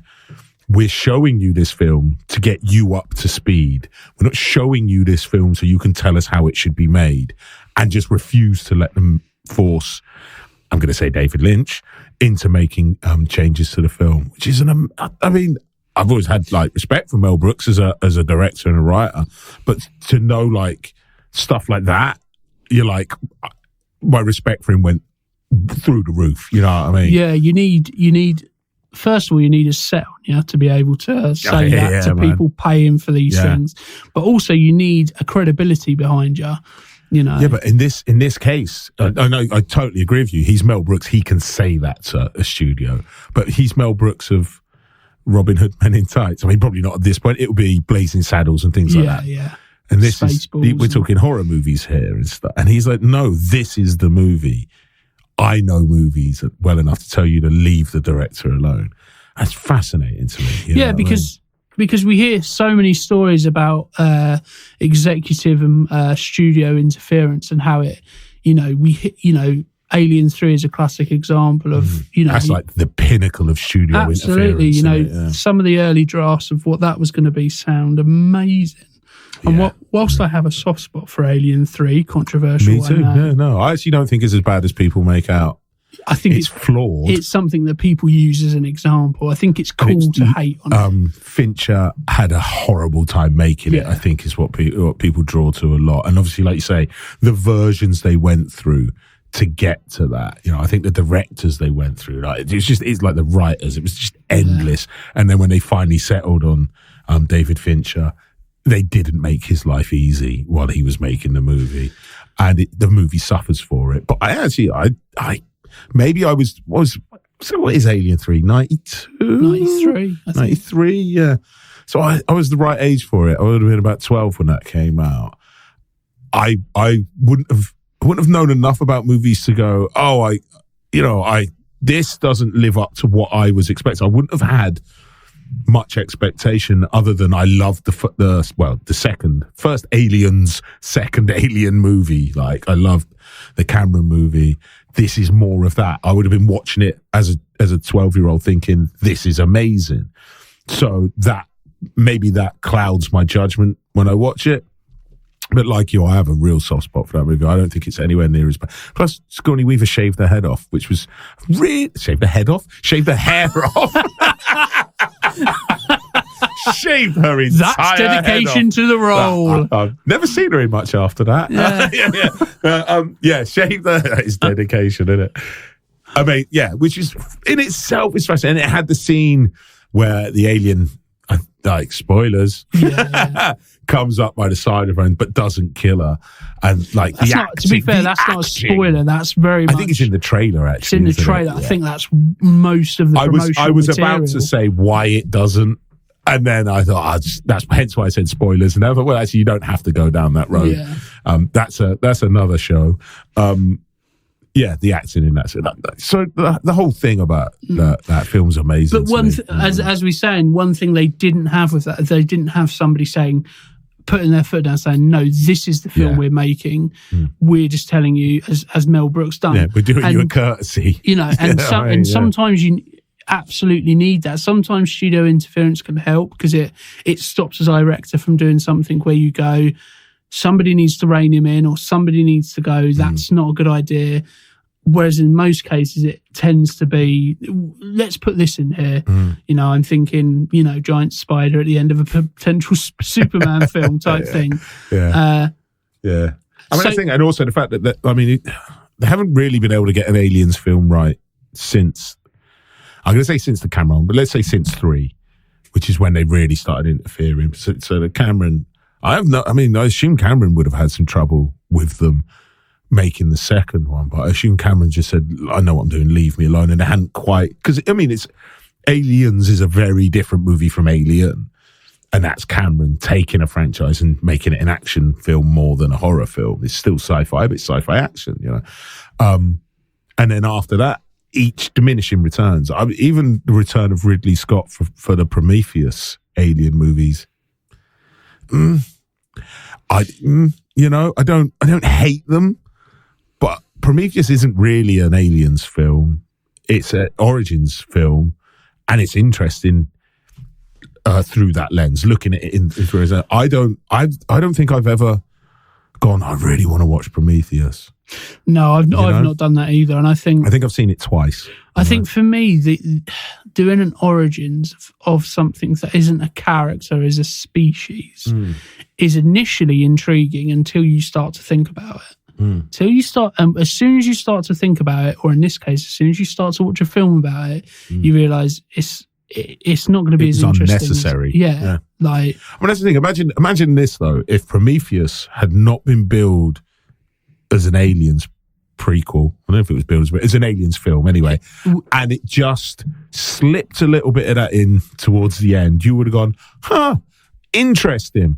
People would have talked about it the same way they talk about Arrival being one of the, I don't know if you've seen that, but no. It's, I would say, one of the best sci-fi films from the past 15, 20 years, I would say. Right. What you can't see is I'm now writing down Arrival. Yeah, it's Denis Villeneuve.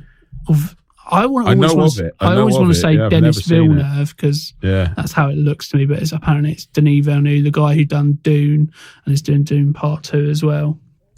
That's a really interesting take on extraterrestrial and alien life form. I thought, as I say, I've said it previously, where sometimes expectations are take the film in a different direction because suddenly you're trying to live up to the way people felt about a film, and you can never really recreate that. You maybe have to create that with a new audience, but to recreate it with an old audience, you're never going to do that. I mean, that is that dance Hollywood is constantly playing at the moment: fan service versus bringing in new fans. Yeah, we're in the age of the remake, remaster, reimagining. Like they just put the word "re" in front of other words just to get away with doing it again. Because that's the thing. From what I can recall, watching Prometheus, because this has now become a podcast about Prometheus. It's close enough, Frank. It's about an alien. It's about a different kind of. Well, actually, no. My overriding memory, like I said, I think I've seen it twice. My overriding memory of when I saw it was, I thought, if you had just left Aliens, if you just made this as a film on its own, in its own right, I think I would have liked it. And it's not that I don't like it. I just don't ever feel a compulsion to watch it. I don't think it's an Aliens movie. I think on one hand, I almost respect the studio for getting out the way enough to let him make the movie he wanted to make. I don't think it needed to be an Aliens movie. I think it could have been a movie on its own. Maybe that was the only way he could get that made. So fair play to him in that respect, Yeah, I mean, those Alien movies in between that. There's always an element of, I always ask the question, okay, obviously money is always going to be a motivating factor, but why are we remaking, or why are we revisiting this franchise or this story? What are we trying to do? And I think often that's with those stories that don't work, it's because they're trying to do it's paper thin. You can see it's just to make money, which is why I think if you're going to remake a film that people maybe have a soft spot for, but there are a lot of problems with. I mean, that's the thing. Like we talk about, like the Fly is a remake, and they're going to remake it again with special effects. I think there are actually discussions over it. But it is a remake, and it was a remake of a film 26 years, was it? 28 years after the original. Could you imagine them remaking a film 28 years after, 30 odd years after a film come out now, without people getting like so angry about it? He's not my Brundlefly, you know what I mean? We're talking 40 years later, practically 37, and I'm like, don't do it. However, The Fly itself is a remake, and it's a great remake. And I think one of the reasons it is a good remake is because it does something different. So it's not trying to be, okay, yes, the central premise is exactly the same because it's a remake, but it does something different. It's not that I've seen it, but from looking into it, it's not about body horror. It's not about the gruesome kind of. It's about a man trying to find his fly head. No, his head on a fly. Sorry. You know, and there must have been people at the time when this remake came out who went, "Oh, they've ruined the Fly." And it was a really good movie. He had a giant fly head and a fly arm, and he spent the entire film trying to find the fly. You know what I mean? It must have been. And I think I would accept a Fly remake of the 86 version. If it was going to do something different and if there was a reason for it to be remade, i.e. we never really explored this element and there's always been questions as to what that is. I think there doesn't seem to be a lot of that here. I don't think they left a lot on the table. No. You know what I mean? I think the only reason they would make it now, other than money, because as you say, it is a business, it's all about money, would be because someone would be like, I really want to redo those special effects. Like the keenness from the director or the writer will be, special effects are really good now. We could do some really interesting stuff with the special effects. But as already discussed on this, those special effects won't hold up in 40 years' time. So again, why bother? But again, this is just personal opinions, really, isn't it? You know. Yeah, I mean, I would watch it if they do it. I will go watch it, and I'll go watch it at the cinema. I went to the cinema the other day, and that's exactly what they're counting on. Yeah, and that's you know, I'm much like you, a massive hypocrite in the sense of how can they remake certain things, and yet we go and pay our money to watch it. Yeah, I went to the cinema the other day on a Saturday night. It was depressing how empty. It was an Odeon.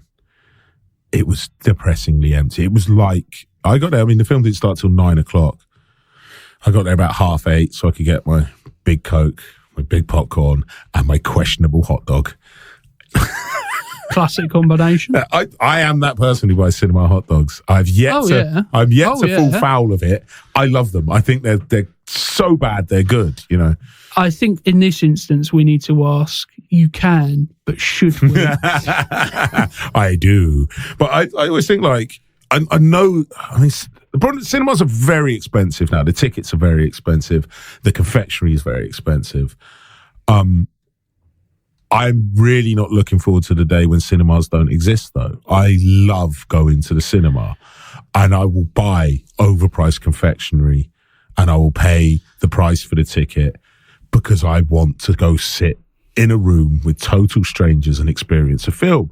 Now, I know it's like old men lamenting all the things that have gone, but like record shops, like, don't exist really anymore. HMV basically sells computer games as far as I can work out. And I was very sad about record shops. I used to like going to big, gross, like Virgin Megastore type Sam Goodies and all of those sort of record stores, and just going through, looking at albums. I buy albums because of the covers sometimes. It's a very old man thing. The thing is, music still exists. You still experience the music. The content still exists in the same way. You experience it the same. There is no experience like going to the cinema. And I went to the cinema the other day, and it was depressingly empty when I went there. You know? Oh, yeah. Unfortunately, I think we got a little bit of a taste of it during the pandemic, whereby big studios were trying to look at a way of still to cash in on projects. Oh, the film I went to see on Saturday, you can rent at home now. I was in the cinema going, you can sit at home and watch this movie. Like, and I understand why they do it. They say because people pirate it and blah, blah, blah, blah, blah. I don't know what the answer is, other than I just wish people would still go to the cinema, because I will miss the cinema. It's a really tricky one, because I'm kind of in both kind of camps where I think these things should be made accessible. I don't think we should, I love going to the cinema, but there is an element of the comfort of your own home is always going to.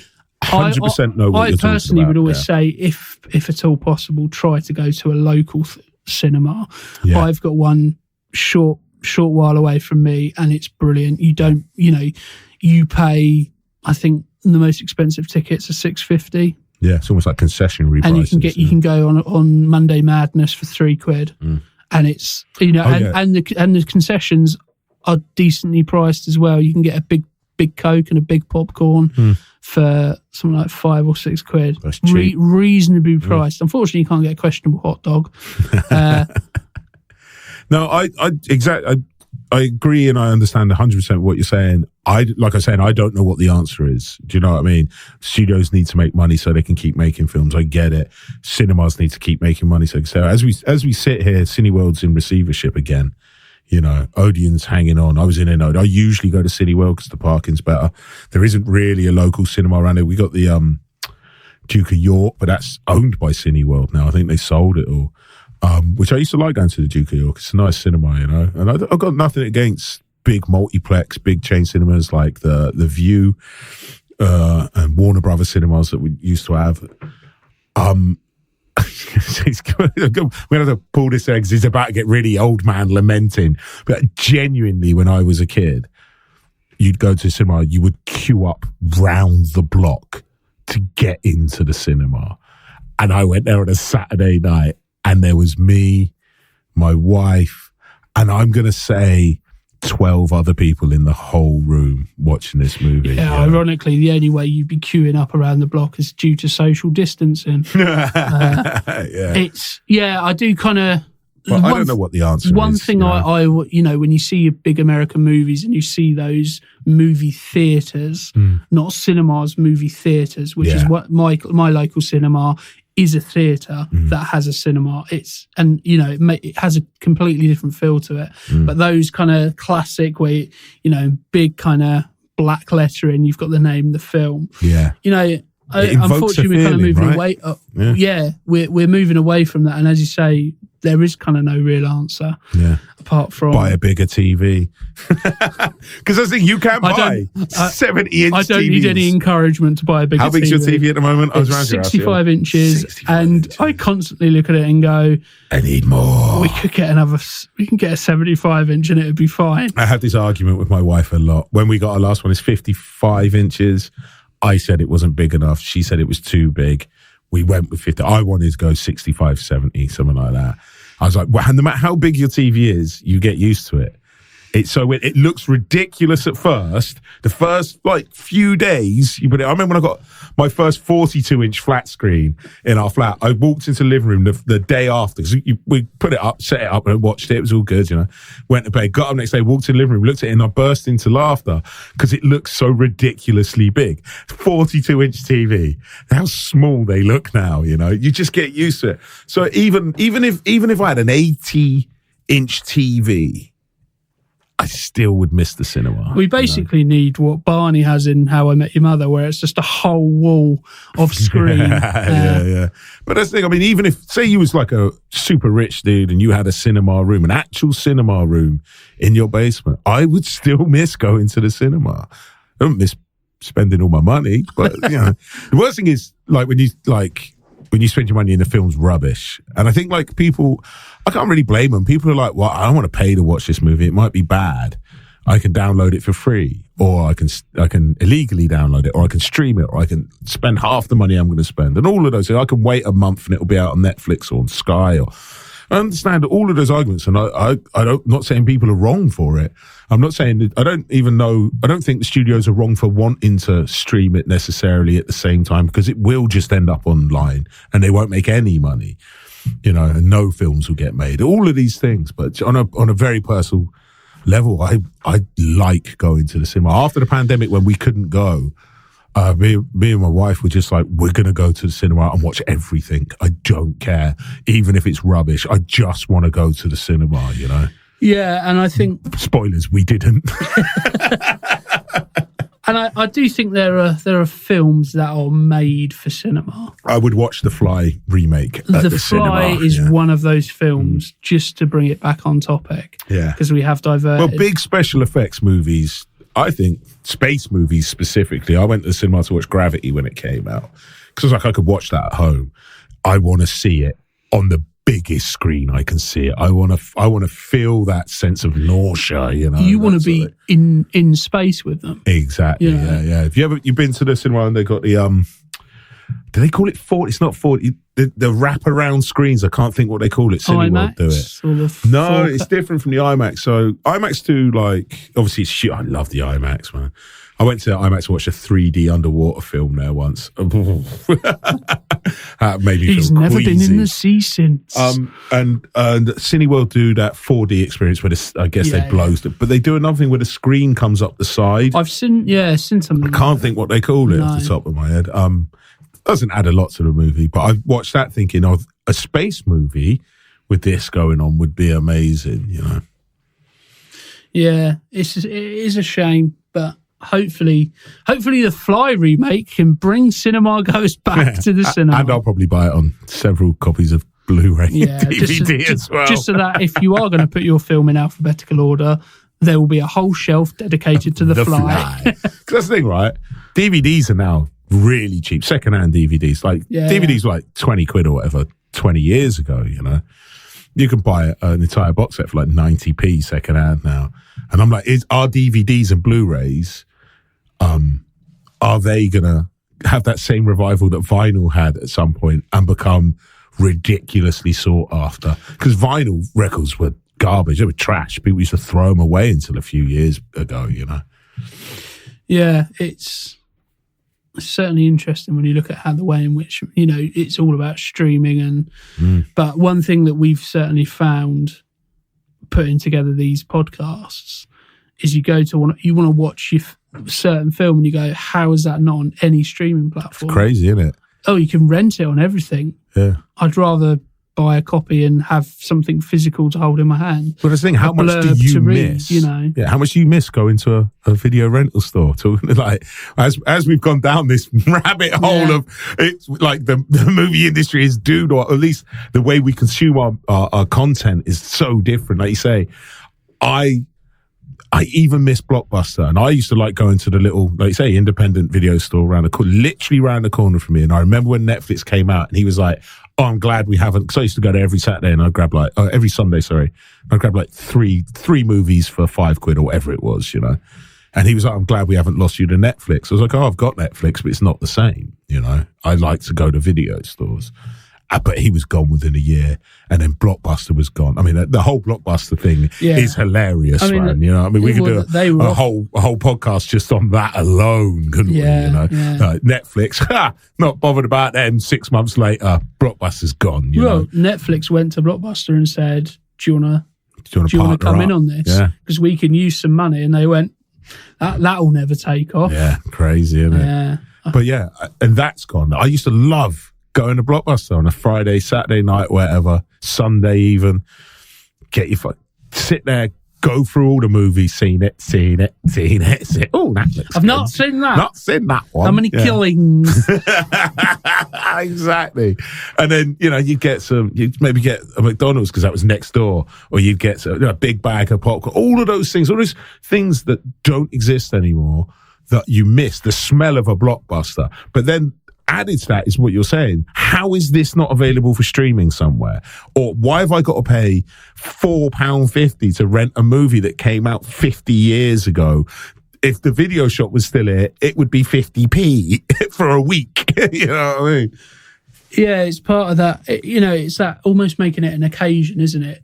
Blockbuster was kind of one step away from, we can't quite afford to go to the pictures, so let's go and rent the film. Yeah, two for a tenner or something I remember in my house, it was an occasion. You know, we're going to go down the video shop on Friday night. Why? Well, because it's Friday night, movie night. Exactly. You know, and that has gone. It's been replaced, unfortunately, with scrolling through Netflix or Prime or whatever streaming content, and giving up on movies after 10 minutes because they're boring, and watching something you've seen 1,000 times, or not. I also miss trailers. Yeah, the trailers at the beginning of movies that you've rented. Me and my wife do is we go on YouTube and we find we use KinoCheck, little plug, and they release every so often, every couple of weeks, 30 movie trailers in one video, and we just watch them. I don't know if I watch the same people, but I watch. Yeah, I mean, anyone who listens to this podcast, it will be quite apparent how much we listen to trailers and things. But I could spend hours watching old movie trailers. I remember when you used to go and watch films, it used to be, what am I going to watch next? What are the trailers going to be for this? And that's how you would If you wanted to sell a film, you put a trailer on a big film. Yeah. And same again with videos and DVDs. Like I can always remember my dad saying, you pay all this money for this new DVD and I can't skip anything. I can't. And I was like, why would you want to skip it? Let's watch the trailers. That's what's great. Because you go and you go, that looks good. Oh yeah, we'll keep an eye out for that. Yeah. It was always an on-running joke back in the day that the trailers are better than the movie you're going to watch. Yeah. Because they show you the best bits of the movies. You get like 3 or 4 in. You know what I mean? I still find it weird though, when you go to the cinema and they advertise going to the cinema to people that are in the cinema. I'm like, might want to put this advert out somewhere else. I think you've got this audience down, you know what I mean? Like, go to the cinema, have a Coke. You know, it's like, well, I'm already here, mate. Yeah, you know, so. You've got my money. You don't need to sell me anything more. Yeah. Anyway. Well, I suppose we better get back to the actual podcast. Now we've digressed down to Old Man Lane. Yeah. We have. So we've kind of covered in some ways the impact, but is there anything else we want to look at in terms of the impact of this film? I've forgotten what film we're talking about. That went on for so long. The impact. No, I mean, again, it's 1986. The special effects are amazing. Chris Wallace, I think, was the man who won the Oscar for it. It's amazing. I don't think there's much more really to be said. I just needed to get his name out there because I couldn't remember it earlier. You know, it's the film that launched Jeff Goldblum. I don't know if it's the film that made Gina Davis a star.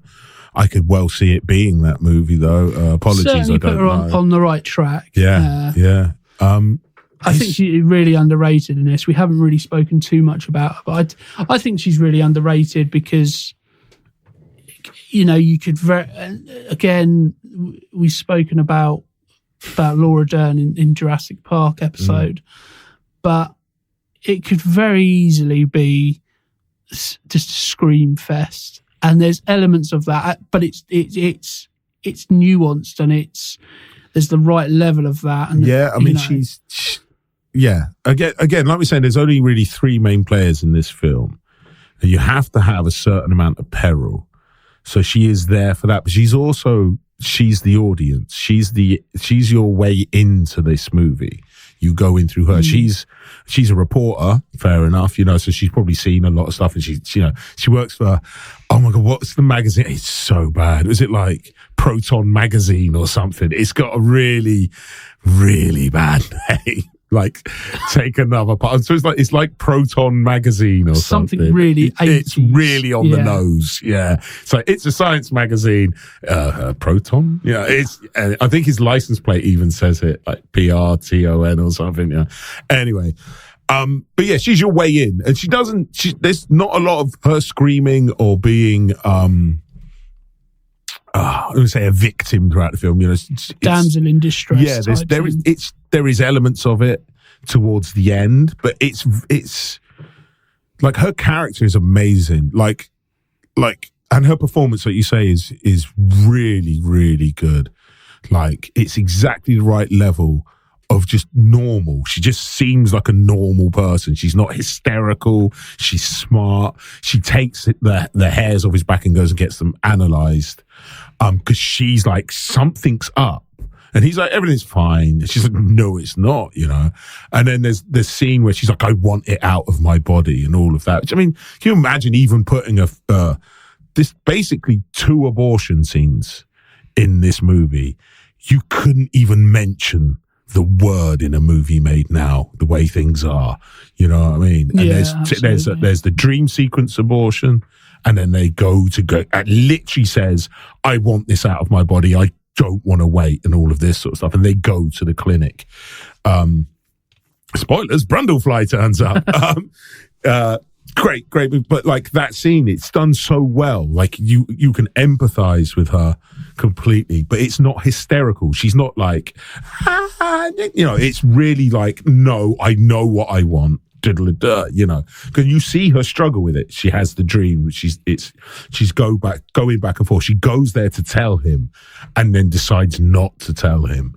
You know what I mean? It's like the whole character and her arc is amazing. Like I say, she's your way into this film, the audience's eyes. She's as amazed and horrified by what's going on as you are as the viewer.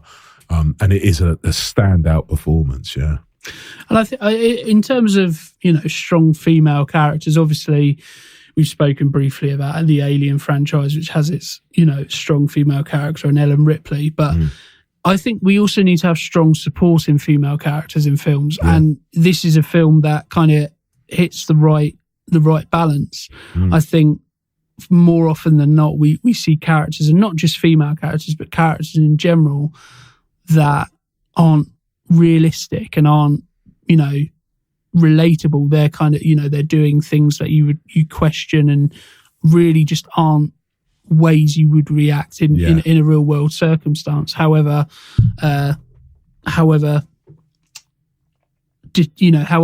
surreal the situation that they find themselves in. I think impact wise, obviously we've spoken about the practical effects. I think it's one of those films where it's not going to have set the trend or set the tone for things, but it's certainly one of those prime examples where you go, here's a really good example, here's a really good example of this. Yeah, it's like, without over-labouring the point again, because we seem to keep coming back to it a lot with these podcasts about practical effects versus CGI, here's an example of why we feel the way we feel about it. Look at these effects. Yes, it's rubbery, all of those things. It still looks amazing nearly 40 years later. It still gives you a visceral effect when you're watching this movie of like, like you said, your wife couldn't even watch it, half of it, because it made her feel that uncomfortable, which is great stuff. I mean, as far as impact, it's really hard for me to say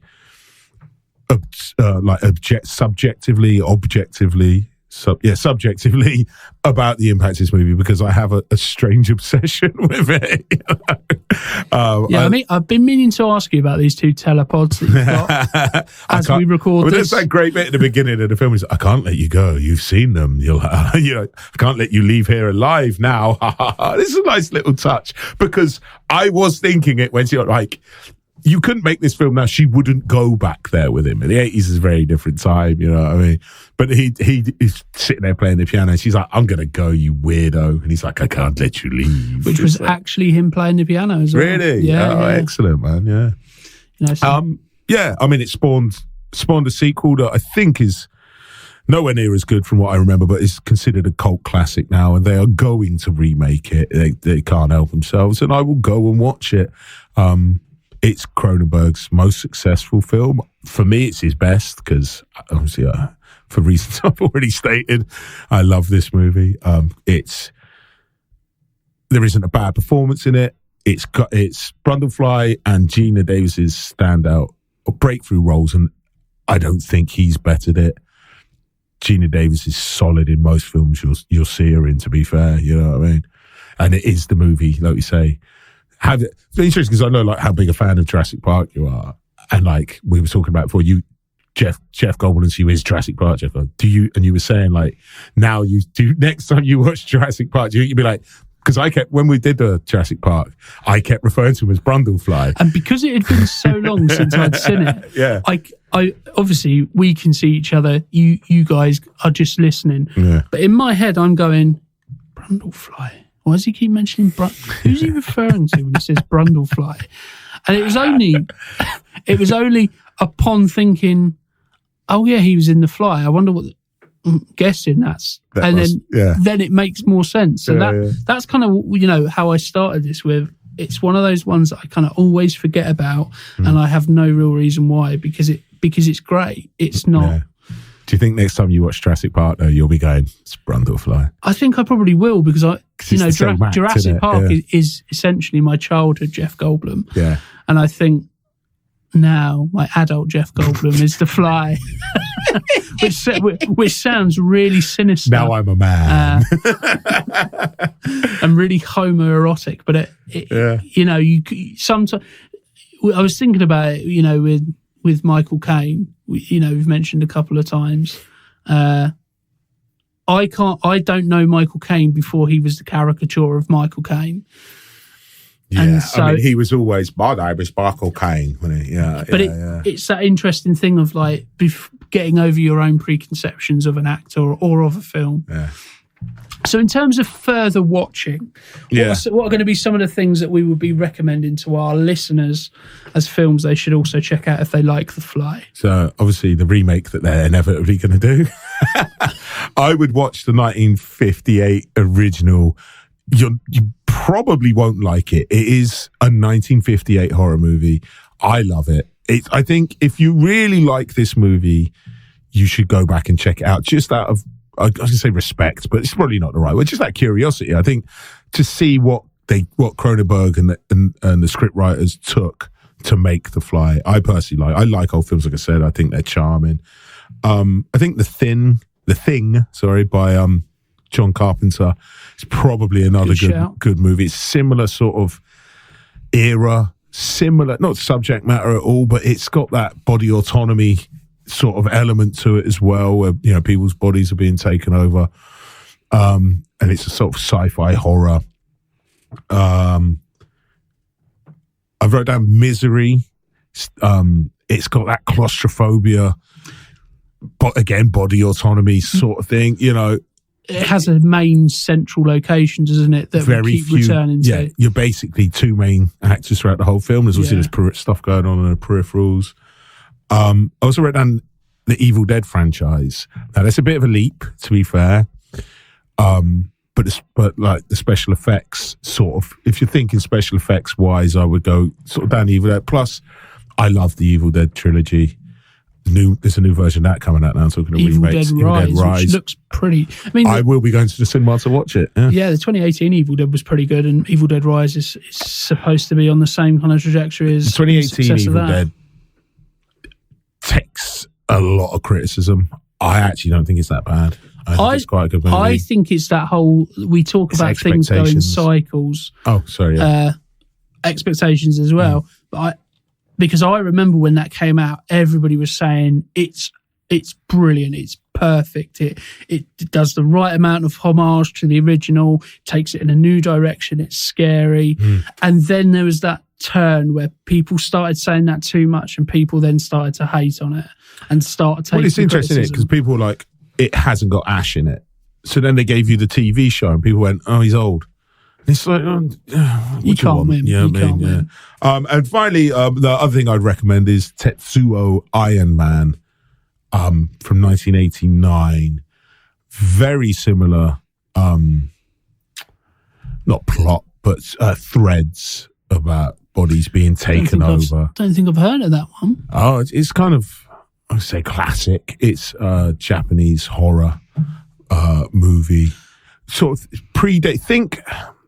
it predates all the famous, like The Ring 90s horror but thing. You can't get there without Tetsuo Iron Man. There's a few of those, but yeah, it's essentially very loosely some dude's into body modifications with putting metal into his body and all of this sort of stuff. I think he gets run over, and then the people who run him over suddenly are cursed. I think it's got something to do with maggots in it. I forget now. But yeah, it's very similar threads that they're following, and it's very unsettling. It's a black and white movie. It's been a long time since I've seen it, but when I was thinking of like movies of a similar ilk, that popped up in my mind, and I was like, I'm going to go watch that again because I just watched The Fly. So maybe somebody else might want to. You know? What about yourself? The ones that kind of stuck out to me is obviously Scanners. Of course. Another Cronenberg, and Videodrome as well. Another Cronenberg film. One that is well and truly a cult classic and is definitely a step towards almost so bad it's good, but Reanimator. I've seen that for a very long time. I mean, it's bad, don't get me wrong, but it's I like a bad movie though. It's that it deals with some of those same themes and those same kind of scientists dancing with difficult things. And then also one from more kind of in terms of the practical kind of effects, one that stood out to me, it's a bit of a stretch, but Hellraiser, the way, there's a lot of see where you make there's a lot of connection. visual, quite gruesome things to watch, and that's, if The Fly's got a foot in horror, then Hellraiser is pretty much under the covers with horror. Again, it's that sort of body horror. Yeah.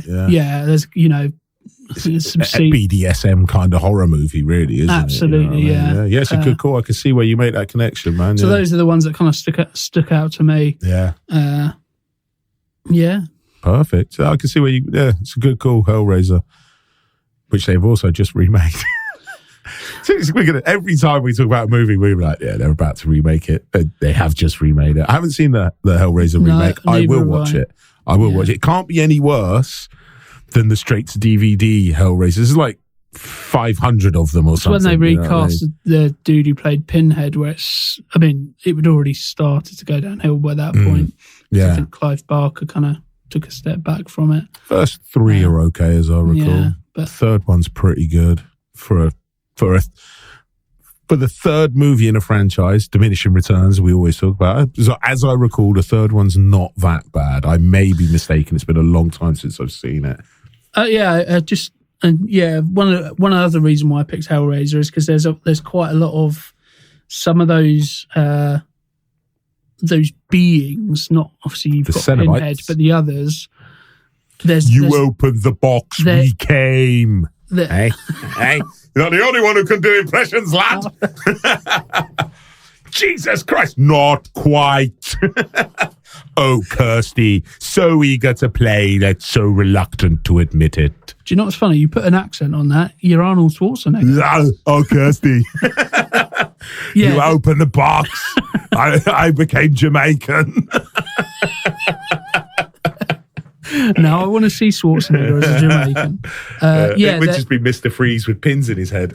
Some of those characters that they're I suppose deformed is the right word, where similar kind of look in the sense of it's there's elements of human, but it's morphed in a way. That's a good point. So that's very, right.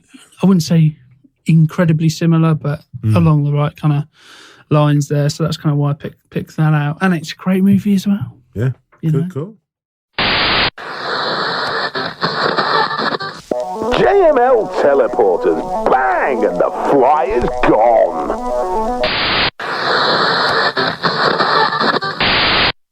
So that was Bury Our Bones With for this week. We hoped you enjoyed listening to it as much as we enjoyed putting it together for you.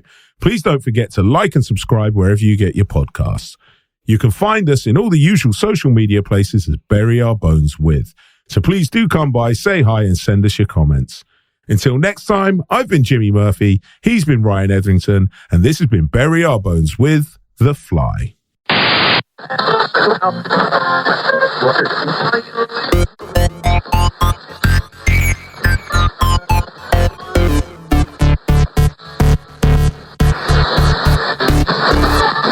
And it will be a one-button job. Boomity boom boom boom toom toom toom. I have a terrible tendency to just scroll about and you're talking when we're doing it. I still find it slightly distracting. It's a bit weird, but I think it's a bit weird. But I suppose maybe if you listen to it back, see if it sounds. I was like, I'm gonna have to stop it. You listen to it back. Good job I observed that well, wasn't it?